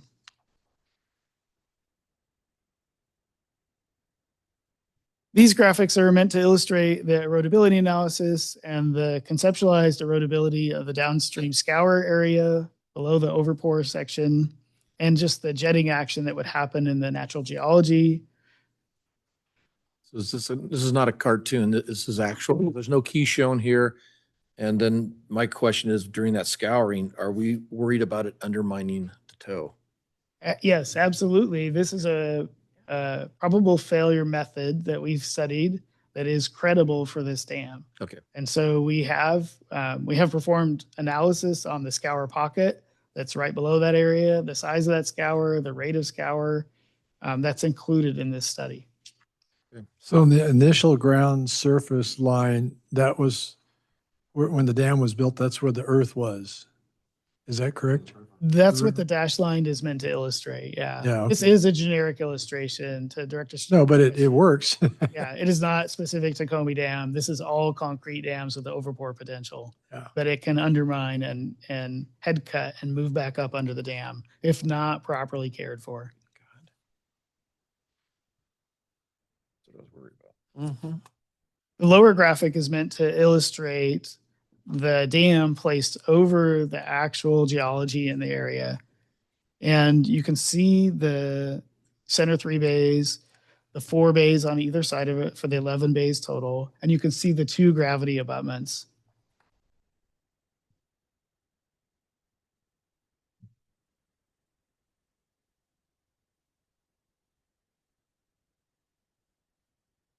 All right, so we could talk for a moment about the 98 years of history that we have here as well, and the scour potential and the scour repair that's happened previous. So of the 98 years, we've had 18 years with some scour activity, repair activity, observation of that scour, specific observation and notes on the scour and flood activity.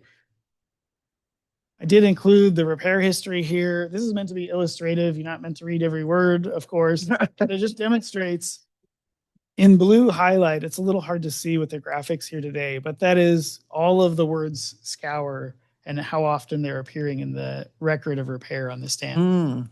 I was surprised how much of that there was. Yeah. So, and noticeably since 1930, this has been happening. This is from the beginning. 1927, the dam was built, completed in 1928. And then as soon as it put it into use, we were flowing over the top of that spillway and having a scour issue. What is the definition of scour to be? How much has to be lost? How much has to... I'm not aware of any formal definition for the quantity of scour, like erodibility, to be reportable either through FERC or DSOD for dam safety. Their requirements back to us are to manage it, to observe it and manage it. So this is our records? These are our records. That's correct. So that we noted scour because we saw some depth change, or because I'm just trying to figure out how we're determining what scour, and not just as moving stuff around. You know what I mean? Yeah, normally it's performed through, it would be that scour pool would be dewatered or pumped down, and then someone would map it. Would go through there with modern survey techniques and map. In 1930, that'd have been a physical thing you would have done. Today they use underwater sonar or some other things that are a little fancier to go look and see how big that scour pocket is. And following a large spill event, we would do that as well. What is dental work? Smile. Great question. It's the way the concrete is cleaned for the initial contact of the bedrock and the first pour of concrete over it. So we don't want, typically DSOD's criteria today is they don't want anything. They want to be able to wipe their finger off of that and see no dust, no grit, nothing movable. That it has to be very well cleaned. Basically, Just a funny name, that's all. Yeah. All right. It's for laying dental concrete over the top of it, that the cleaning and that dental concrete goes in that first layer. Okay. This graphic is showing us the PMF and the half PMF on the tailwater condition and the elevation of high rise that you see downstream. Noticeably, the Combie South powerhouse is inundated below the half PMF mark. And that is, if you visit this facility, you'll see that it has a tailwater discharge condition where the generators are up higher and the tailwater is down lower. So this does accommodate this facility. It inundates the downstream tailwater side of the facility. Is this a stupid question, but if we're going to do some repairs here, would we want to put up a head wall or something so that we can divert water around the powerhouse? Yeah, when it comes time to do the repairs, the scour pocket repairs, there will be an effort to reroute the water around the dam, or route the water through the Combie North spillway area. I have a question for you. Back, gosh, I don't know, you might remember, some years ago, there was a brand new pipe laid around Combie, and we all fit in it, like, 12 of us fit inside this pipe. We all went on a tour. Yeah, we all went on tour. It was very cool. But where is that pipe in relationship to what we're seeing here? Yeah, so I believe that was the Combie North rework in 2009 that made Yes, yeah. And well, no. It was after Chris and I were on board. It was 18. It was 18, 19. Yeah. I'm not sure what that might have been, but Is it- yeah, it's the Combie North. it's just, you can see it. The north side. Right here. It's a 9-foot pipe. Help me. That's what I thought. So does that then not allow for the water to be, continue to flow even while we're working on the dam? It will. Yeah, we So we don't have to anticipate that- construct a new canal. We can, or new pipe. We can use what's there existing that we just put in, I don't know, 10 years ago or 8 years ago. That is correct. Oh, okay. We don't anticipate that any of the work that we're talking about today on the dam would impact the powerhouses or the ability to produce power or the ability to flow water. And both of these are run of water. Run of the river. Run of yeah. the river. Combie North is the demand of the canal. Uh-huh. It generates on the demand of the canal. Okay. Thank you.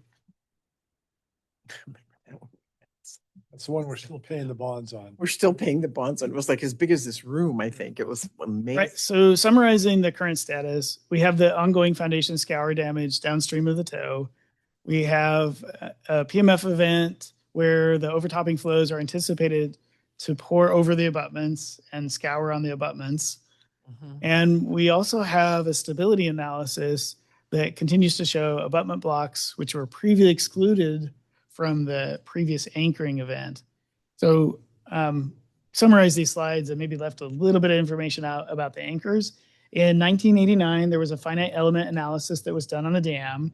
And that analysis showed, to Director Stevens' point about the flow under the arch portion, that we were on a marginal condition with the strength of the dam and the contact of the arch section with the dental concrete, that first pour underneath the arch section of the dam. And so to solve that issue, they evaluated what to do to pour additional concrete, make that stronger, make it thicker, make it broader, or what we ended up doing in the end for that situation was to put in anchors to create additional downforce on those sections to secure the dam to the bedrock there. So that work was done in 1990, 1991. Those anchors are still in place today. We monitor those anchors every 10 years to make sure they're still in the correct tension. They still have that correct hold down force. Another analysis was performed in 2019 as part of the precursor work for this work.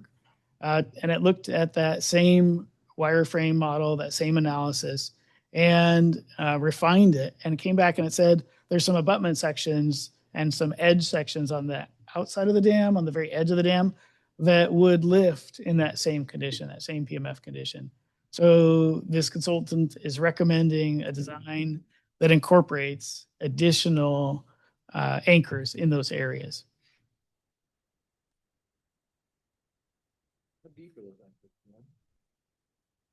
I don't know. It's in the study, and it's actually a series of different depths because they're trying to reach to grab to different layers of geology so that they're not all pulling on the same layer. And so it's varied, but it's in the report. And that would have to, because this is a concept level report, they recommend at the end a full geologic evaluation of that. So there would be some more work to design that properly. I was just thinking of if they're quite shallow, it means you have good competent rock without too much fracture, et cetera. But if they're really deep, then the anchoring could get very expensive. Yeah, I don't know the answer to your question. So this analysis that was performed, it generated 3 general alternatives. They've termed A, B, and C. Alternative A is a concrete buttress with overtopping. Alternative B is also a concrete buttress, but without overtopping. And alternative C was post-tensioned rock anchors without overtopping. We'll go into these in a little bit more detail in the next slide here. Again, this is not intended for you to read every word. It is intended to help summarize what is in the alternative, what is not in the alternative.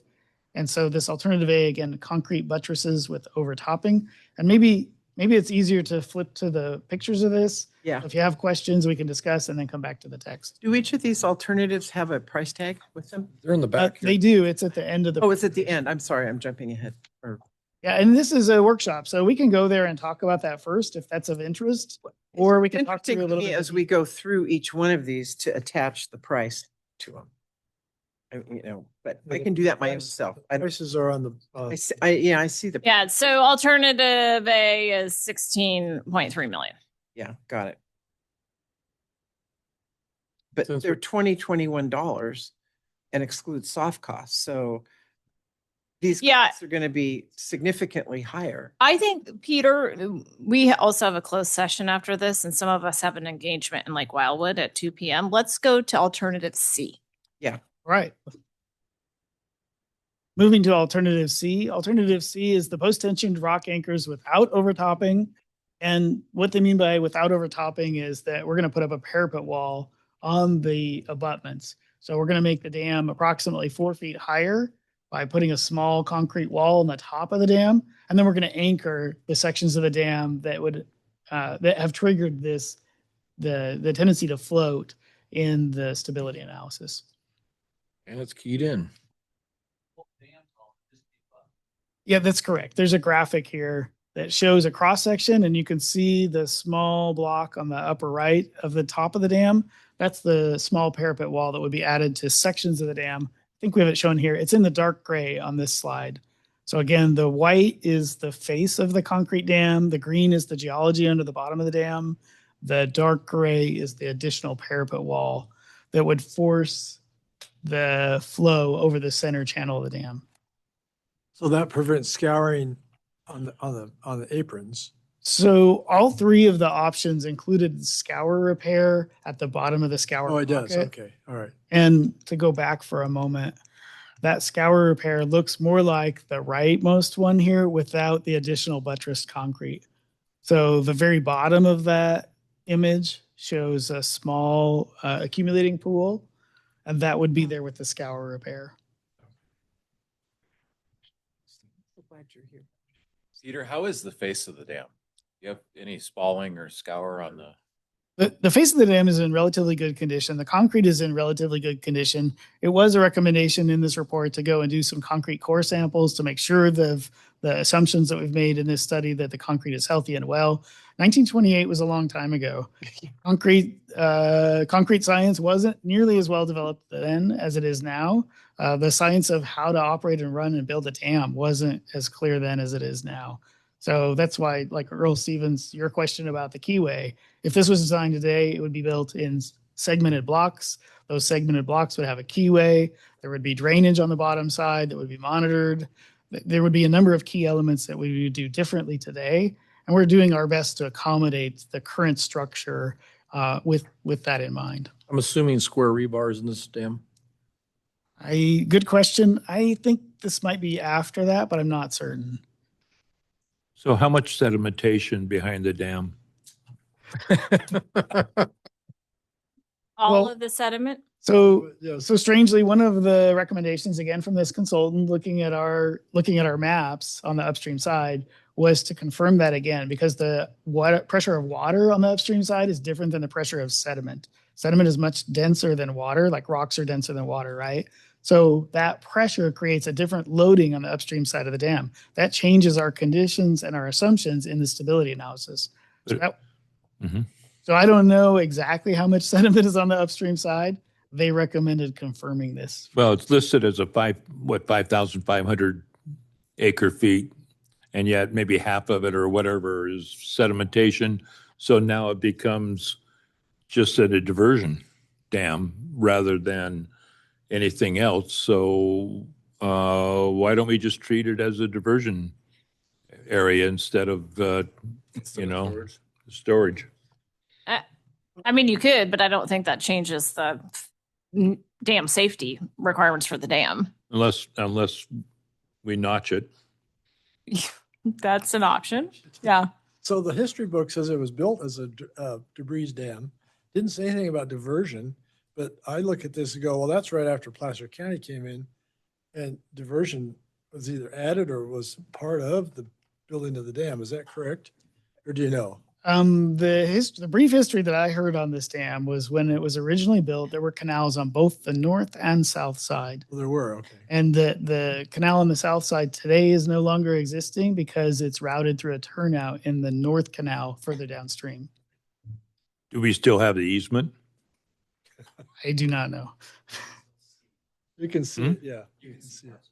So we So they had to have some form of diversion to get the water in the canal, though, didn't they? Oh. Okay. Okay. So. So do we need the dam as a diversion? Do we need the dam for storage? No. No. Just for elevation. Combie people wouldn't like us if we dewatered that. Oh, yeah. We might have to find a new building after this one gets burned down. We're pouring concrete out there anyway. Do we want to put a pad out there for some data center to sponsor the whole thing? What sponsor? Data center. Oh, data center. Ah. That's what you wanted to help for. Perhaps so. This is gonna go along. I would note that in specifically in this consultant's report, they did comment on how congested the area is with utility already, that the two powerhouses on either side are fairly squeezed. They don't have good laydown areas. They're already congested. So there's not an obvious place in the current arrangement to locate a data center. Yeah. I like it. All right. So again, summarizing the costs here, according to this consultant study from 2021, and a footnote here does say $2021 because that's when the study was finalized. I suspect, looking at the history of how the consultant behaved during this reporting period, that these are actually $2020 because I don't think they had time when they finalized the report at the end to modernize all that and get it to 2021 and then fully review it again. So I think these are probably $2020. And skipping to the end here, alternative C is the lowest cost option at $13.3 million. It does include the armoring cost and it does include the gravity block stabilization costs. And I assume that satisfies DSOD, the alternative C. This report was sent to them and they did tentatively agree to it. The recommendations again in here are further study and further design. And DSOD required those to be submitted as well.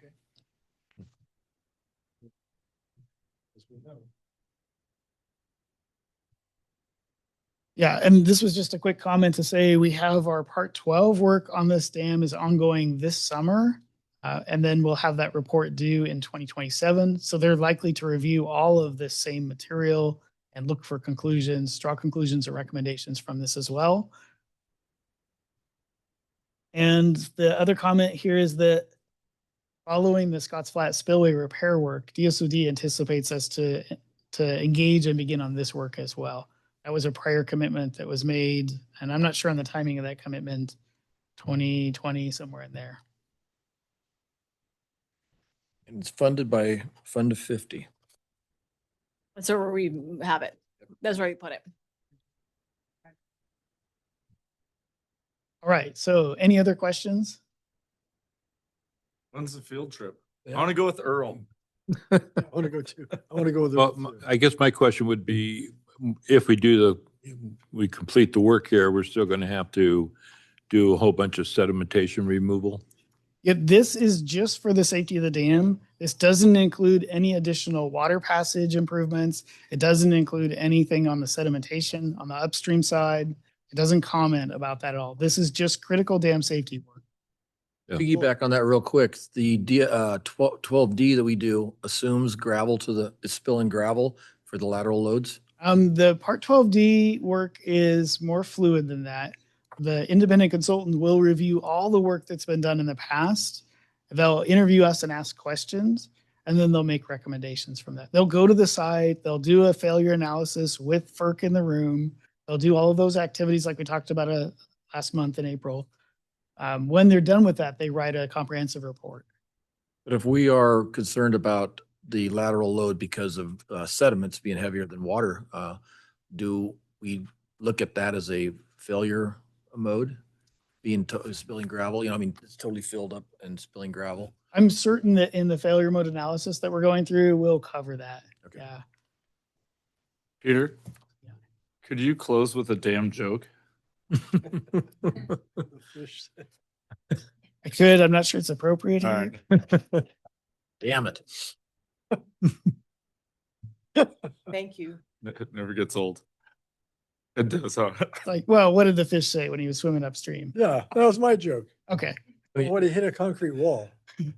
What did the fish say when he hit a concrete wall? Damn. Yeah. Yep. All right. Thank you, gentlemen. Yeah. Time to continue on. Okay, thank you, Peter. Thank you. You don't feed us more, we're gonna make more jokes. All right. Paint? There's snacks right over there. Huh? We'll go. We're almost We're gonna done. have a break. We're gonna have a little break. Okay. We have to get into closed session. Yes, Okay. yes. Go ahead. Okay. I have nothing to report. Thank you. Yes, nothing to report. Okay. Director Stevens. I have several things to do. On the 18th, Jen and I are going to be doing a presentation at the Lincoln Mac, and we expect it to be quite busy. And I think it was Lily commented that we should do more outreach. Well, in my district there, we have the Macs, we have quite a few things. So it's monthly outreach, and Greg is very familiar with it because he attends on most of them. Big thing here is RCD. I've had many conversations with them, and Greg is going to probably be taking the lead on it. From what I understand, that Placer and Nevada County RCD say they have grant monies between the two of them to do both educational seminars on irrigation efficiencies and money to actually help with those, implement those efficiencies, which would allow people to lower their water rates or water usage. Water usage, yeah. And that would bring down rates, obviously. One of the biggest problems I'm having or challenges I'm having right now is at all of the outreach I'm doing is people do not understand that May 27th is not to set the rates for the next 5 years. It is purely to set the cap for the next 5 years and to adopt the guardrails if it's so chosen. And then in July or so is going to be the rates for that year. And there's going to be plenty of time for other people to get involved in that. We need to also explain that the money from Centennial properties as they come in is going to help take down rates. I've been getting lots of comments saying, where is the money for Centennial going? The properties that are being sold. Is that true? It goes to the water fund. That's right. Yep. Yeah. Yeah, and because there's some people that are a little bit upset about that. Let's see, I'll keep it as short as I can here. I'll leave it at that right there. I got a bunch more, but we're short for time. This will be also very quick. I'm getting surprisingly very few calls about rates. The conversations I've had with the agricultural folks in my division are they're mostly row crop people, and they express not a lot of concern about the rates. They feel like water is expensive, but it's less here than most other places, and they're grateful to have it. There's a lot of misinformation out there. I don't want to go into all of it because it will just continue to give it life. But there's a lot of misinformation, so I've been spending a fair bit of time correcting folks' misunderstandings. And that's it for me. Director Johnson. Yeah, I'm good. You're good. Director Fowler. Spring arrived and I'm 3 months behind. Same thing that happened last spring and everyone I can remember. But everything, water's rolling. we didn't need to irrigate until just now, and now we need to irrigate everywhere. Everywhere, So, yep, yep, that's how it is. love the springtime, and we're gonna continue having a lot of fun. Oh, and I had a lot of fun at the public comment at the opening of this meeting. That was the most enjoyable thing I've participated in for quite some time. So thank you for that. Thanking me? No, like the whole thing, it was getting all crazy. It was very interesting. It was entertaining, yes, okay. And for me, I was invited to present the water rate side from NID to the Republican Central Committee on last Wednesday, and Farm Bureau sent a guy to protest, and so we had a good time. We got along great.